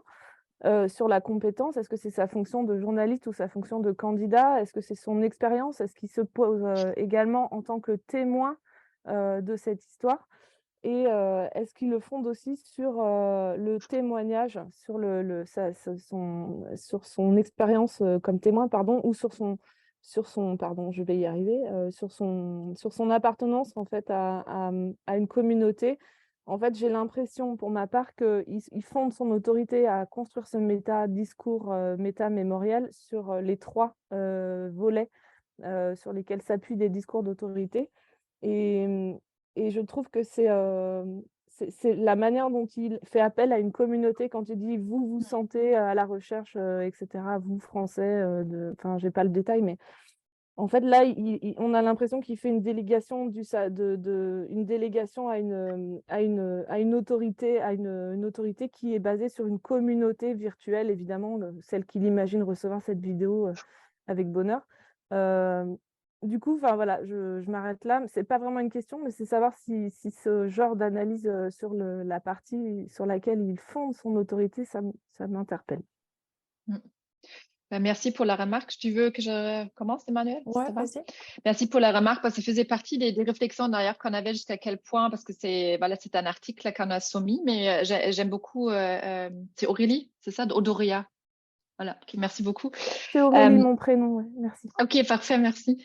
Et ça me rappelle vers l'idée d'ailleurs de le titre de votre séminaire, la question de la tromperie, puis des questions de tricherie. Ce que je trouve passionnant, c'est que finalement, il y a 3 niveaux dans la vidéo. La première, c'est quand Zemmour, en fin de compte, il dit « on s'est tous trompés ». Moi aussi, je me suis trompée. Quand il passe du nous au jeu, là, c'est exactement ça, ce positionnement d'énonciation. Parfois, il est avec les autres, mais parfois, il ne l'est pas. Et c'est au moment, et je ne sais plus quand, ou l'a écrit dans le texte, mais quand il dit justement, au moment où il se pose comme sauveur, je pense que c'est là où il y a la légitimisation qui se met en place. Il dit « ah, j'étais journaliste, j'ai fait ça, et puis ça fait des années que je dis ça. » Mais aujourd'hui, puis j'ai fait confiance à telle personne politique, il y avait quelques images d'hommes-femmes politiques, là, ils n'ont pas fait la job, ils vous ont trompé. Donc, il y a à nouveau donc, cette tromperie qui est là. Et que finalement, c'est là, je pense, qu'il commence à instaurer ça. Donc, je pense d'un point de vue de l'analyse des discours, on pourra carrément écrire un article juste sur ça, les passages du nous au je, au vous. Et en termes d'énonciation, les déictiques qu'il emploie, pas temporelles, mais aussi de l'espace, je pense que ce serait vraiment passionnant. Mais je ne sais pas si on a envie d'écrire un livre sur Zemmour. Là. C'est quand on a une autre dose de l'avoir visionné souvent, l'extrait surtout. Ça, tout à fait, je pense que c'est une excellente idée, mais je pense que ça se niche là, à ce moment-là où il commence il y a la coupure dans la vidéo, et puis il passe au jeu. Et ça, George W. Bush l'a fait pareil par ailleurs. Donc, c'est vraiment, je pense, les techniques assez classiques de rhétorique pour instaurer aussi cette idée de communauté, mais que c'est surtout comme si cette communauté était déjà instaurée d'office en disant vous et nous, mais que c'est lui qui se pose comme leader, qui est le seul à être capable de sauver la France. Je pense que c'est ce passage-là. Là, je ne sais plus la phrase exacte là, dans la vidéo, mais exactement. Donc, ça, c'est vraiment un point intéressant. Et que pour finalement rajouter peut-être un troisième niveau de tromperie dans le montage de tout ce qu'on a pu analyser aujourd'hui, mais je pense qu'il y a là différentes couches là pour faire le lien aussi avec le séminaire, parce qu'on n'a pas construit non plus tout autour de la question de la tromperie, mais je pense que notre intention était claire, là, comment on l'avait décelé peut-être autrement. Et puis, je pense que c'est ça aussi l'intérêt du séminaire. Mais je ne sais pas si ça répond. Peut-être, Emmanuel, tu veux compléter ou... Ouais, Parce qu'il alors, fallait être court et je n'étais pas courte du tout, désolée. Merci beaucoup pour ces commentaires, c'est hyper intéressant. Et en fait, du coup, ça me fait penser, c'est exactement analysé, alors pas en ces termes précisément, mais pratiquement par Cécile Alduy. Je ne sais pas si vous avez vu on a cité rapidement son ouvrage, mais on peut le mettre... je vais le mettre dans le chat. Elle a écrit, c'est une linguiste qui a publié l'année dernière un livre qui s'appelle « La langue de Zemmour ». C'est un petit livre et qui est vraiment une analyse linguistique et rhétorique de Zemmour. Et par ailleurs, Gérard Noiriel le montre aussi dans un autre ouvrage. Alors lui, c'est plutôt une analyse historique, mais il parle pas mal de la langue de Zemmour aussi, dans un ouvrage qui s'appelle « Le venin dans la plume », dans lequel il compare, c'est pas vraiment une comparaison, d'ailleurs, il s'en défend, mais disons qu'il étudie deux trajectoires, celle de Drummond et celle de Zemmour, et le sous-titre, c'est « La part sombre de la République », et il s'attarde beaucoup justement sur l'argumentation dans le discours et comment est-ce qu'ils fondent leur autorité, etc. Et alors effectivement, ce qui est intéressant et pourquoi Cécile Alduy a pu faire ce bouquin qui par ailleurs est vraiment super, c'est d'abord parce que Zemmour, justement, il y a quelque chose de très stable et très cohérent dans son discours, ce qui n'est pas le cas de tous les journalistes, ce qui n'est pas le cas de tous les politiques. Lui, et d'ailleurs, il s'appuie là-dessus, il dit « vous me connaissez ». Et en fait, alors, on le connaît sous plusieurs aspects, et je vais y revenir très rapidement, mais c'est surtout qu'il y a cette langue qui est très, très stable et qui était sédimentée dans le temps. Cette manière de s'exprimer, effectivement, d'ailleurs, il va rechercher des images d'archives de lui-même. Quand on écoute Zemmour dans les années 90, on a la même rhétorique, les mêmes figures de style, les mêmes renvois historiques, etc. Enfin, toute cette langue de Zemmour, en fait, comment dire, je pense que son auto-institution provient aussi de son ancrage dans le temps et de sa stabilité qui est une de ses forces. Et là où souvent les hommes politiques vont avoir, même Jean-Marie Le Pen, vont avoir des évolutions dans la manière de manier la rhétorique au fur et à mesure du temps. Sur une vingtaine d'années, on va dire par exemple pour Zemmour, ou même si on prend 20 ans de Marine Le Pen, il y a quand même des évolutions notables, même si il y a des grandes... Bon. Et simplement sur la question de l'autorité, peut-être dire qu'effectivement, le fait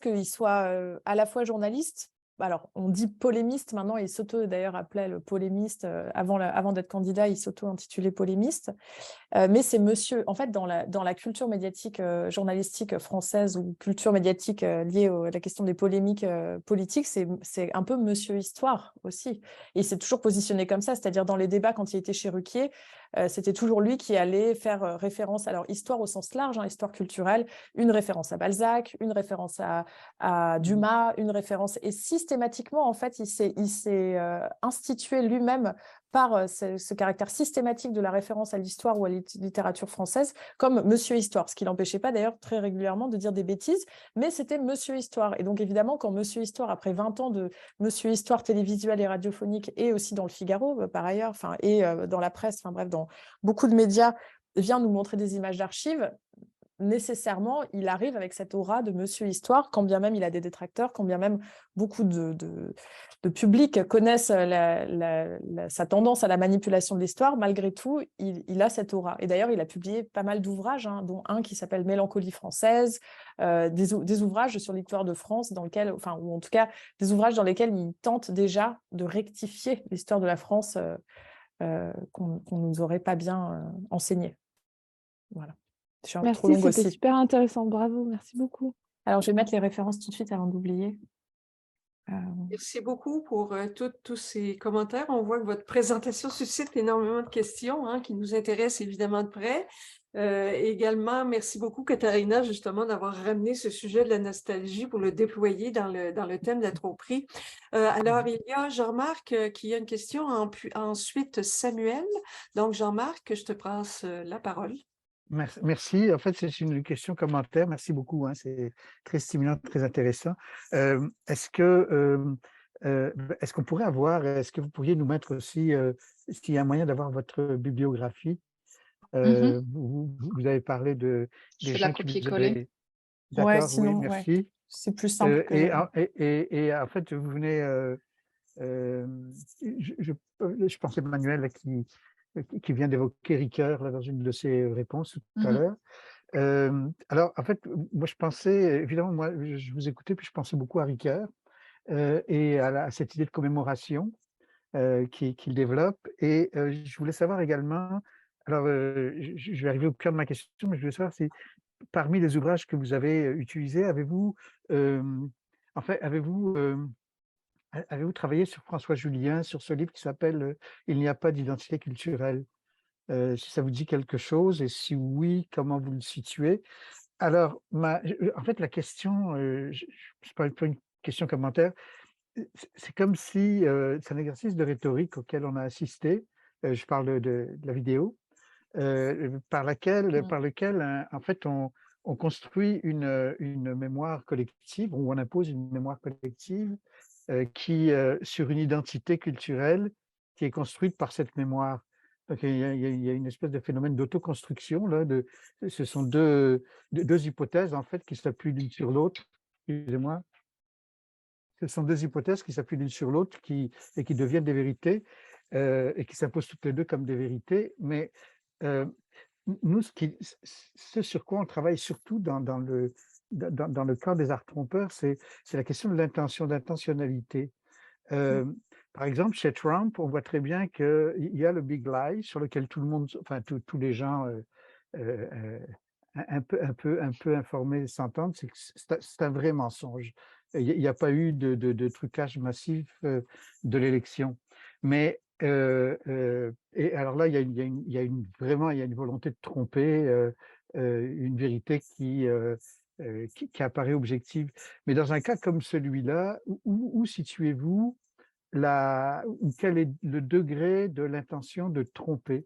En fait, où se situe, si vous voulez, la conviction d'un certain passé, d'une certaine réalité, et la volonté de tromper les gens? Bref, où se situe la tromperie, et si elle est là, quel degré elle a? Ça, c'est une question, Jean-Marc, que je m'étais posée, surtout en lien avec la question de la nostalgie. C'est quelque chose qu'on n'a pas dit, parce que ça fait tellement longtemps aussi qu'on travaille en lien avec la nostalgie. C'est que la nostalgie, c'est pas un a priori. On ne peut pas partir du principe que donc vous ou le nous vont être forcément nostalgiques, mais il y a clairement quand même l'intention là dans la vidéo, on s'entend, pour commencer. Donc, il dit quand même, hein, vos enfants sont nostalgiques d'une France qu'ils n'ont pas connue. Donc, l'intention nostalgique qui est, et puis elle est dans la façon dont c'est monté. Je pense que ça, on a clairement compris. Puis c'est quand même pour cela assez bien fait, la vidéo, le montage. Mais on ne peut pas présupposer une nostalgie où elle ne l'est pas. Donc là, il y a aussi une nostalgie esthétique dans la vidéo par l'usage de l'image d'archives, etc., la façon de faire. Donc, l'intention après de la tromperie ou de la tricherie, je pense que c'est juste... Je pense que... je sais pas, je n'ai pas parlé avec Zemmour, là, il faudrait peut-être, mais à mon avis, en termes d'intention, je pense que lui, il est convaincu que c'est la vérité. Donc, lui, il n'est pas... L'idée, c'est plutôt de montrer, regardez à quel point on vous a trompé et à quel point on a triché pendant si longtemps. à travers toute la mise en scène. Donc, plutôt c'est lui qui se relève comme démonstrateur de la tricherie ou de la tromperie que les Françaises et les Français vivent depuis tellement longtemps. Donc, c'est plutôt cet effet-là. Mais que, évidemment, comme nous, comme personnes qui vont analyser, on détecte la double tricherie à l'intérieur de cette vidéo. Et ça, c'est un peu comme... c'est Lou Reed qui l'avait dit, mais je sais pas où. Il a dit à un moment donné, I don't like nostalgia unless it's mine. Donc, c'est quand même, il y a beaucoup de Françaises et de Français qui adhèrent à ce discours et leur nostalgie est quand même authentique. On peut pas en vouloir. Mais la problématique là-dedans, c'est que, et c'est ça qu'on a essayé de montrer, à quel point cette idéalisation du passé empêche en fait un meilleur avenir. Donc, parce qu'on est dans on n'est pas dans cette nostalgie réflexive dont parle Boym, où justement on va sélectionner du passé des éléments qui ont bien été et on va les transposer et réfléchir pour un meilleur avenir. Donc, c'est pour ça qu'on parle de cette sclérodisation-là. Donc, je pense que la question intentionnelle, elle est assez difficilement détectable et je pense que la tromperie se niche en quelque sorte là. Parce que lui, il se présente vraiment comme la personne qui décortique l'énigme de la tromperie dans laquelle se trouvait la France les dernières décennies. Je ne sais pas si ça répond, mais parce que je pense aussi un peu à haute voix, mais on avait tout ce problème-là. Et puis la nostalgie, justement, elle se lisse là-dedans. Et c'est cette nostalgie douce amère qui est individuelle et collective. Et puis, en montant des images d'archives aussi des films, les personnes vont être interpellées. Mais oui, moi aussi, j'ai regardé le film. Mais ce n'est pas cette métamémoire qui représente l'histoire de la France. Alors, c'est ce mélange-là qui est très dangereux et qui... puis qu'il faudrait parler à l'équipe quand même aussi, mais je pense que ce n'est pas la tromperie qui est spécialement... au contraire, je pense qu'on a l'impression de plutôt...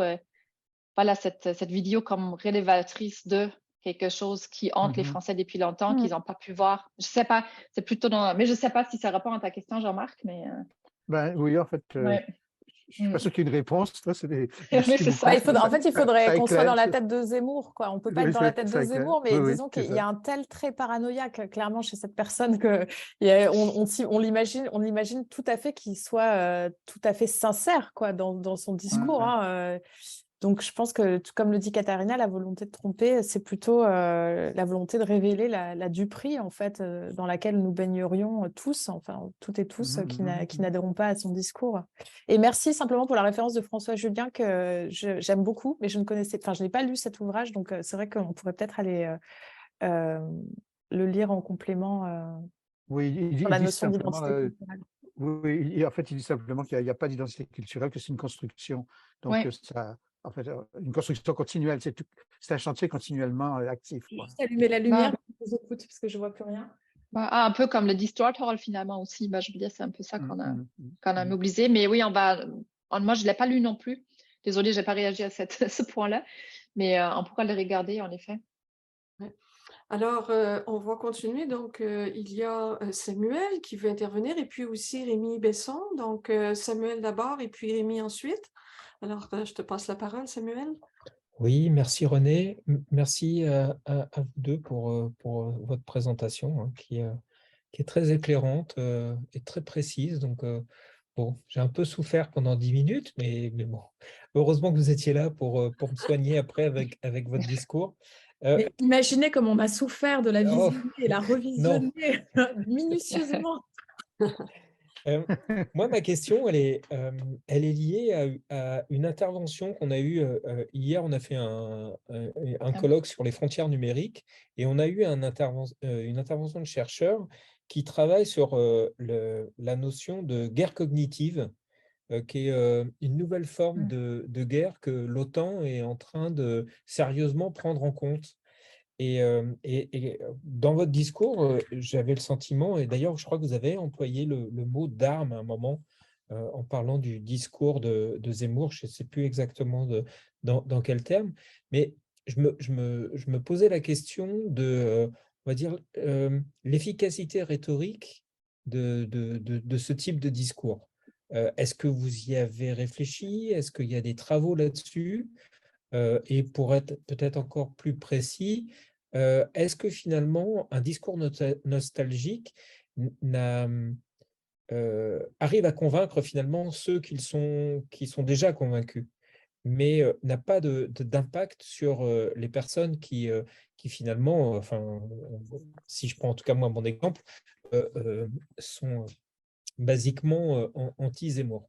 Donc voilà, donc est-ce que vous avez travaillé sur la puissance rhétorique de la nostalgie dans sa capacité à convaincre des gens qui ne le sont pas? Et voilà. Merci en tout cas pour votre présentation. Merci Samuel. Je pense qu'il faudra savoir ce qu'on entendrait par efficacité. Est-ce que ça voudrait dire ça n'était pas efficace, il n'est pas devenu président? Moi, je répondrais de façon très Oui, oui. Mais justement, c'est pour ça que sur la force de Euh, conviction, c'est-à-dire en quoi la nostalgie Oui. permet de convaincre ceux qui ne le sont Oui. pas déjà. C'était ça.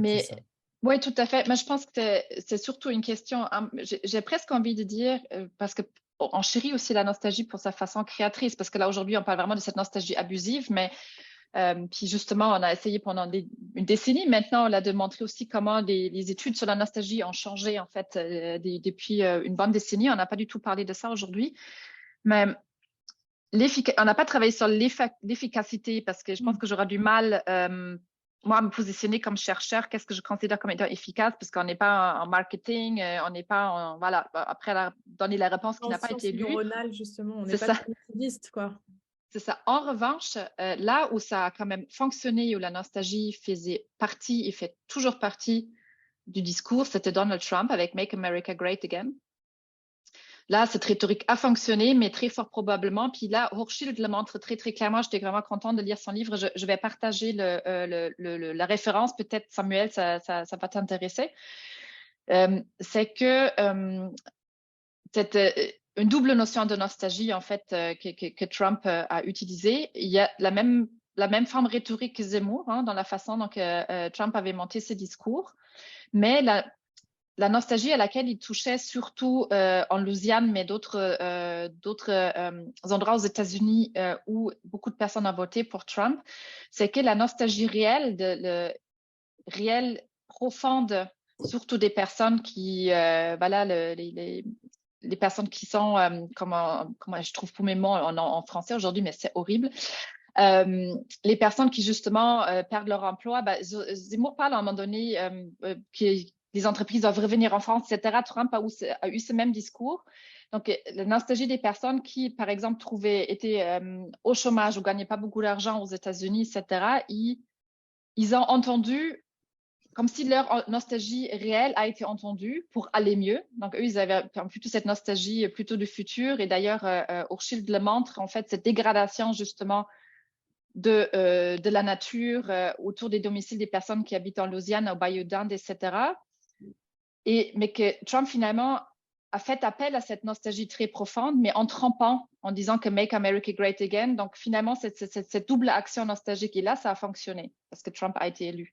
Et c'était une très, très grande partie quand même dans son discours, comme dans d'autres discours populistes. On voit la même chose. D'ailleurs, c'est pour ça, si on s'était penché, mais quelques collègues à nous l'ont fait, quand on regarde Poutine, ça fait depuis très, très longtemps qu'il, justement, essaie de remanipuler l'historiographie en tant que telle et l'écriture de l'histoire qui mobilise, justement, la nostalgie là aussi. Donc, ça peut avoir une efficacité, mais ça dépend de laquelle on l'entend. Et puis, ça veut dire que c'est surtout une efficacité dévastatrice quand on regarde la plupart des mouvements politiques actuellement. Ouais. Je ne sais pas si tu veux compléter, Manuel, aussi. Mais, ouais. Je trouve que c'est très intéressant, justement, parce que c'est une question... du coup, là, je donne un point de vue qui n'engage que le mien, mais c'est une question qui revient souvent et qui revient d'ailleurs très souvent chez les étudiants quand on fait des cours sur la question de la nostalgie, cette question de l'efficacité et de l'impact. Et d'ailleurs, elle est plus, elle revient plus dans les discours en tout cas, à ma connaissance, dans les études sur la nostalgie. Je connais peu d'études d'impact. Et en fait, moi, je ne suis pas très à l'aise avec cette idée de chercher, je vous dis ce que je pense, mais on peut en débattre, l'idée de chercher l'efficacité. Enfin, je vais vous faire encore une fois une réponse un peu de réponse de Normand, mais comme on dit. Mais en fait, je trouve qu'il y a d'une certaine manière, vouloir chercher à tout prix l'impact, la question de l'impact ou de l'efficacité, c'est chercher des corrélations entre des liens de cause à effet, souvent simplifiés, puisque quand on cherche un lien de cause à effet, en fait, on aplanit des phénomènes qui sont multifactoriels. Qu'est-ce qui va pousser quelqu'un, enfin, ça revient à se poser la question, qu'est-ce qui va pousser je sais pas, un votant à aller mettre un bulletin dans l'urne Éric Zemmour? En fait, il y a des grandes tendances de fond, mais il y a aussi des phénomènes multifactoriels. Et c'est la même chose dans la consommation. C'est les communicants, en fait, qui essaient de nous prouver dans les agences de com que c'est parce que les gens ont vu telle publicité qu'ils ont acheté tel produit. Mais en fait, souvent, en plus, dans cette idée d'efficacité et de chercher des corrélations directes, des liens de cause à effet, et il y a un peu l'idée que les gens seraient idiots. Et moi, j'essaie toujours de me dire que non, en fait, les gens sont très intelligents et que ce qui nous pousse à nous-mêmes à avoir telle ou telle opinion, c'est des grosses lames de fond multifactorielles et qui sont très difficiles à saisir scientifiquement avec une forme de rigueur méthodologique. En tout cas, moi, je ne parviens pas à le faire pour produire des liens que j'estime suffisamment solides. Donc, je trouve que c'est une question qui est à la fois passionnante et en même temps, scientifiquement, je ne saurais pas comment m'en saisir de cette idée de l'efficacité de ces discours rhétoriques, qu'il s'agisse de la nostalgie donc pour Zemmour ou même pour d'autres types de nostalgie. Voilà. Alors, Merci. je vais passer là. Merci beaucoup pour cette réponse. Évidemment, toutes les questions rhétoriques sont au cœur de notre projet, toujours.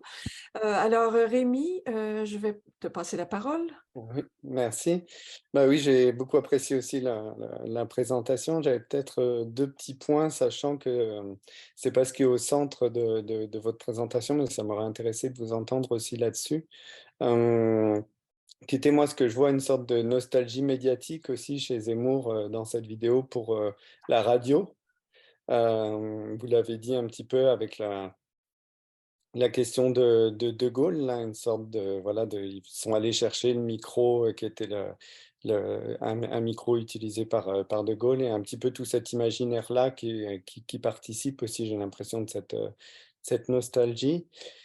Et puis, aussi peut-être dans la question de réfléchir sur les effets, pas seulement poser la question de Zemmour, mais aussi de qui a fait la vidéo, qui était le monteur, qui a travaillé avec lui. Pareil, hein, je sais que c'est pas tout à fait la démarche que vous adoptez, mais en fait, Zemmour, il est aussi connu pour être un homme de l'écrit et peut-être de l'oralité aussi, mais avant tout du côté de l'écrit. Et cette vidéo, elle est un petit peu aussi différente de ce qu'il fait d'habitude, et il l'a pas fait beaucoup non plus par la suite. Donc là, il y a aussi quelque chose un peu différent, et du coup, de questionner cet usage aussi singulier de l'image dans cette vidéo-là. Et puis moi, ce qui m'avait marqué aussi, c'est une sorte de grand amateurisme dans le fait qu'il n'avait pas demandé les droits, qu'on voit les filigranes de chacun des endroits où il est allé piquer les images. Donc il y avait aussi ce côté, moi j'étais presque soulagé quand j'ai vu cette vidéo. Je me suis dit, ah oui, ben, s'ils sont à ce niveau d'amateurisme dans le type de production de leur vidéo, en fait, ça veut dire que quand même ça va, il y a de la marge avant qu'ils soient capables d'arriver au pouvoir. Voilà. Alors, est-ce qu'il y a d'autres remarques, d'autres questions? Ça se passerait bien aujourd'hui avec Gabrielle qui est contente et qui applaudit. Pardon, Jean-Marc, tu avais levé la main tout à l'heure. Je ne sais pas si c'est parce que tu voulais intervenir à nouveau. Oups, Jean-Marc qui n'est plus là maintenant. Alors, écoutez, encore une fois, je vais revenir sur le point que je disais tout à l'heure. Un des intérêts que je vois actuellement, c'est d'observer la scène internationale actuellement, de voir comment on a des effets de ce type un peu partout. Au Québec, récemment, par exemple, nous, notre Zemmour, c'est un petit peu Gilles Duhem. Un autre qui rapportait toutes les idéologies complotistes, etc. Et dans le cas du Québec, la réponse n'a pas été très forte. Il n'y a même pas eu un seul député de ce parti, du Parti conservateur, en fait, qui a été élu. Même les chefs ont été battus. Et la question qui s'est posée au Québec par rapport à ça, c'est que les autres partis se sont levés en disant il faudrait absolument qu'il y ait une représentativité de cette voix de droite finalement au gouvernement parce que ça représente quand même 15% de la population. Alors, toute la question de la représentativité aussi des démocraties qui est en jeu. Toute cette question, si on remonte plus loin de la nostalgie, la tromperie remonte justement aux enjeux de la démocratie. Puis on l'a vu de façon absolument flagrante dans les dernières élections américaines, hein, qui sont encore toutes chaudes, qui ne sont même pas encore complétées. On est encore dans l'incertitude du côté où va pencher le Congrès américain et puis le Sénat également. Mais ce qui a été assez intéressant, évidemment, c'est que ça a trompé, c'est le cas de le dire, tous les sondages qui supposaient qu'il y aurait une vague rouge, donc une vague républicaine portée par Trump. Le grand retour de Trump, on parlait du retour, donc le grand retour de Trump avec plusieurs candidats à la présidence qui étaient carrément des négationnistes au sujet finalement de l'élection de 2020, qui prétendent encore que l'élection a été volée aux républicains. C'est un retour qu'on a vu partout dans la question du 6 janvier, donc des émeutes aux États-Unis qui ont ébranlé d'une certaine façon la démocratie américaine, et ce n'est pas fini. Alors, donc, je ramène votre sujet, peut-être, je formule pas vraiment une question maintenant, mais je ramène à cet événement qui s'est passé dès cette semaine et qui montre aussi peut-être d'une certaine façon les limites aussi à l'extrémisme de droite, même parce qu'on sait que Biden a été, comme thème, il a poussé beaucoup la question, on est dans une ère d'inflation, ça touche tout le monde, les portefeuilles de tout le monde, et tout d'un coup, la question du droit à l'avortement, d'une part, et la question de la défense de la démocratie deviennent deux enjeux de campagne électorale en pleine crise économique, en pleine inflation, deux enjeux qui ont probablement fait la différence dans la campagne. Alors tout ça pour remettre peut-être la question rhétorique aussi et de voir comment ces jeux se jouent dans les deux sens aussi, comment les extrémistes à un certain moment donné se tirent eux-mêmes dans le pied d'une certaine façon, comment c'est une dialectique qui boucle sur elle-même éternellement, malgré les dangers que ça fait courir aux démocraties.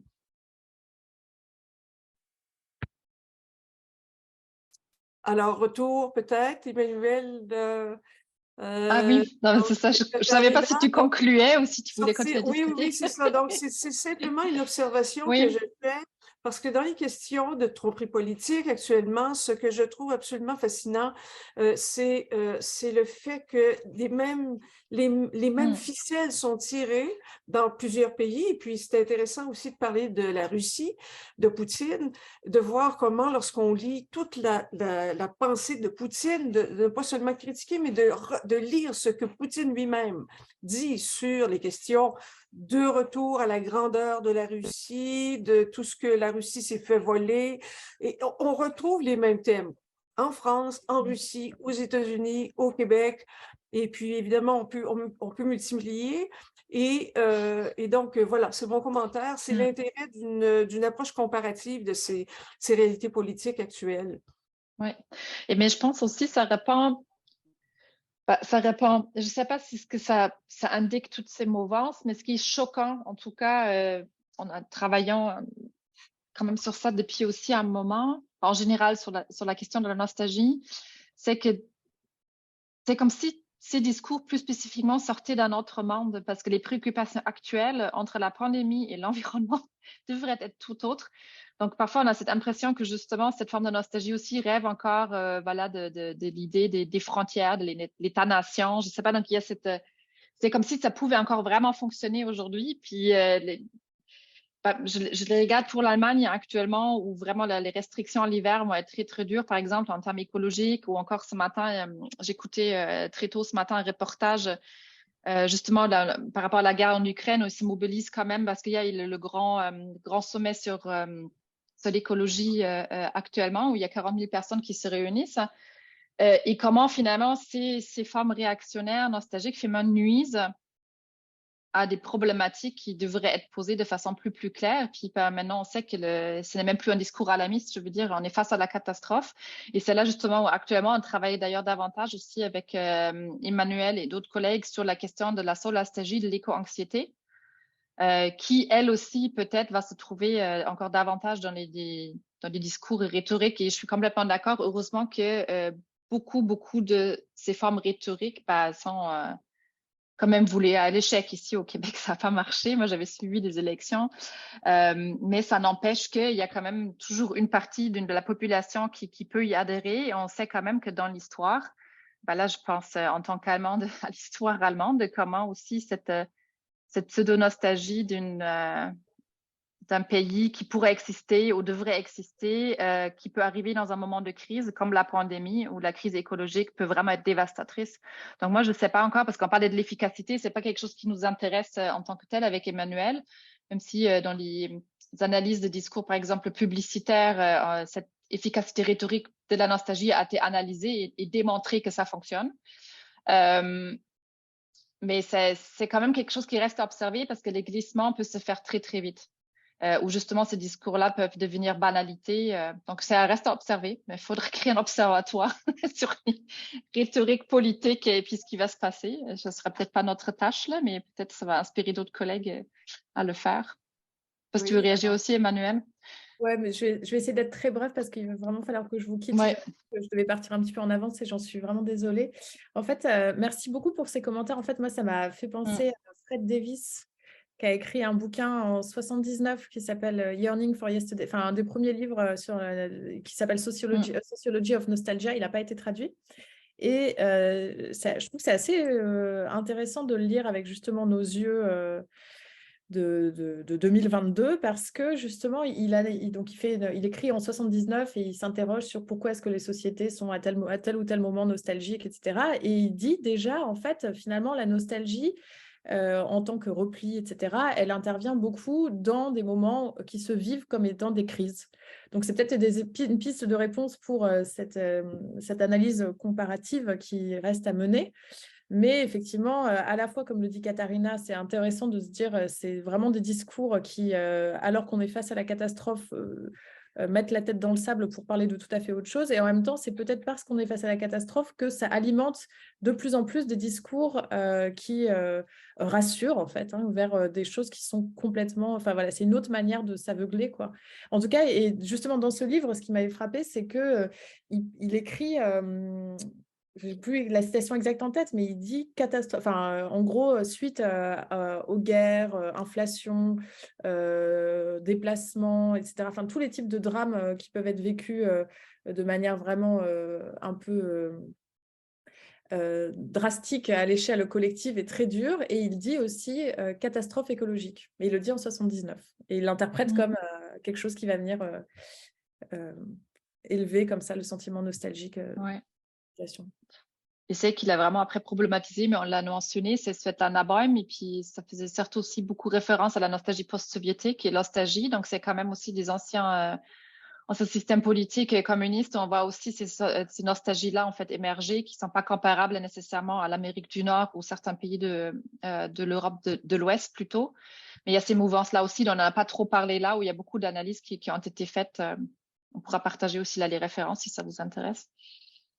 Oui, c'est intéressant. En fait, j'aurais envie d'interpeller Rémi, qui a participé récemment au numéro, pas au numéro trompé, mais au numéro sur la nostalgie de la revue Intermédialité, où ces questions ont été discutées, mais peut-être davantage sur le plan artistique, sur le plan culturel, avec des exemples culturels. Mais c'est assez étonnant de voir comment ce thème de la nostalgie justement est utilisé politiquement et comment il est très, très, très présent chez les jeunes en particulier, dans les œuvres, dans les remixes, où on va reprendre des œuvres des années 70, où on a un retour nostalgique vraiment marqué vers les années 70. J'écoutais récemment une série sur les Rolling Stones, par exemple, dans un contexte social, et comment les années 70 sont perçues actuellement par les jeunes qui vivent dans une toute autre époque, une époque qu'on pourrait presque appeler quasi dystopique, et qui reviennent vers des âges d'or. Donc, les années 70 étant considérées d'une certaine façon comme les âges d'or des idéaux, etc. Alors, Rémi, peut-être un commentaire pour connecter finalement ces préoccupations culturelles avec le politique. Oui, moi, c'était un petit peu ce qui, je sais pas si c'est tout à fait ce à quoi tu fais référence, René, mais c'est vrai que sur la question là du montage et puis comment, y compris dans la vidéo, Zemmour, il fait un peu ce type de pratique, en fait, du remix aussi, hein. C'est-à-dire en allant chercher là une séquence d'images d'actualité, à tel autre moment un extrait de film, et puis en considérant un peu tout ça au même niveau là. Hem et ouais, comme je le disais tout à l'heure aussi, sans véritablement, faire de démarches liées au droit ou voilà, parce que c'est aussi une sorte de en fait, il fonctionne comme s'il était dans une forme de enfin, c'est pas lui d'ailleurs, hein, certainement qui a fait ça, mais son équipe fonctionne en fait comme s'ils sont en train de faire un remix, dans un contexte culturel de création et y compris après dans les justifications, ils vont dire: ah bah oui, on a fait usage d'extraits courts, donc on a le droit, alors que l'extrait court, ça n'a rien à voir avec le contexte dans Mmh. lequel ils sont en train de travailler, qui est un contexte politique. Euh, et, euh, et oui, donc oui, ouais, il me semble qu'il y a là quelque chose ouais, qui circule et de l'ordre aussi d'un mauvais usage ou de mécompréhension aussi des codes du format dans ce qui est fait par l'équipe de Zemmour. Oui, merci pour ce commentaire. Alors, écoutez, je pense qu'Emmanuel, tu dois quitter de toute façon. Donc, on va te dire un gros merci pour cette intervention. À moins qu'il y ait d'autres commentaires, on pourrait finir simplement un petit peu plus tôt pour nous. Et j'en profiterai là pour faire quelques messages en fait au sujet d'Arcane. Donc, 2023 qui s'en vient à grands pas. Déjà, on a des activités de mobilisation, des connaissances qui se dessinent, on est bien content, on est en train de travailler, Fabien en particulier, Jean-Marc, sur des journées d'études qu'on veut organiser à Montréal au mois de mai, au début mai prochain. On espère vraiment que plusieurs d'entre vous vont pouvoir être des nôtres. Et puis, on a cette possibilité, mais c'est peut-être un petit peu tôt pour l'annoncer, mais qu'on aurait une délégation, un groupe d'Arcane qui irait dans un colloque en Tunisie sur les Oui, questions numériques. je vous confirme, je vous le confirme. Et Oui. donc, il faudra qu'on regarde ensemble le partenariat avec le CRILC, mais les partenaires déjà en place trouvent l'idée excellente. Donc, on peut annoncer un partenariat avec le CRILC et les dates qui vont un tout petit peu changer parce qu'il y a il y a le congrès de la Société française d'information de la communication qui avait lieu au même moment. Donc, notez bien les dates 7, 8, 9 juin. Donc, la deuxième semaine de juin. 7, 8, 9 juin à Hammamet. Voilà. Donc, vous êtes tous bienvenus. Et puis donc, on verra comment on formalise le partenariat avec le CRIL. Ça peut être tout simplement on y j'entends le logo ou vous me direz ce que vous voulez qu'on fasse, quoi. Oui, de toute façon, ce sera le logo Arcane, évidemment, qui va être bien présent. Et puis, le troisième événement, bien sûr, c'est celui qui va être à Arambert avec le laboratoire d'Avisou, donc Sylvie, qui va certainement être très impliquée. J'ai vu que Michel Labour, bon, je te salue, Michel, on va se voir très, très bientôt.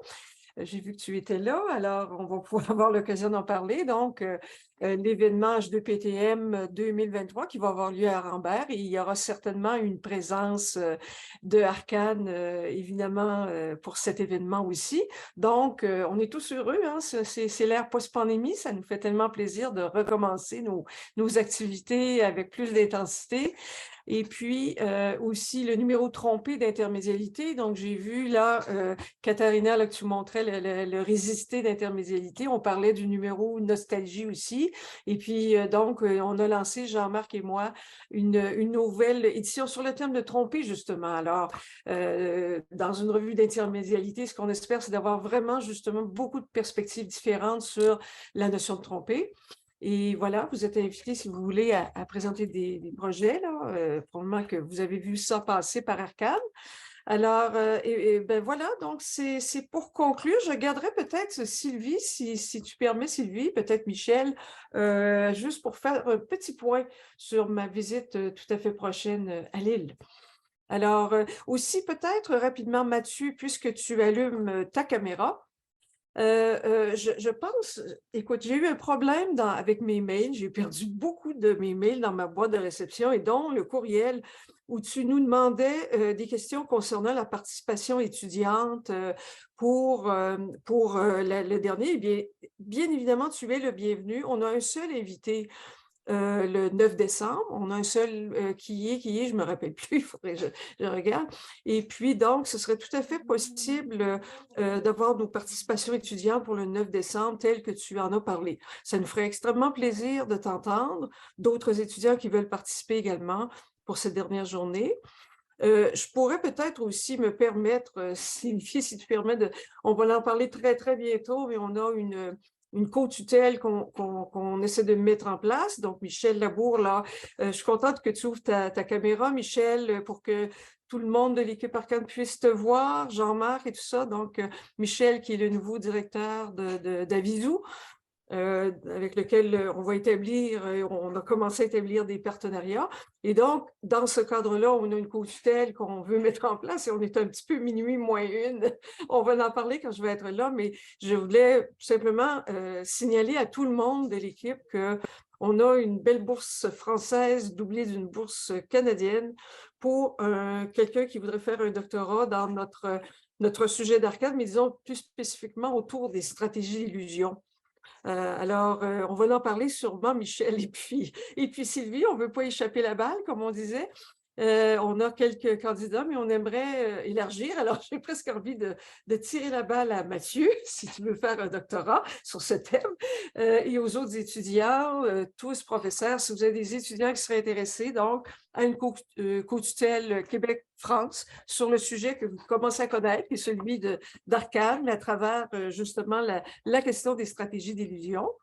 Alors, je pense que Samuel, tu avais quelqu'un, si je me rappelle, de possible aussi, hein, que tu nous avais parlé.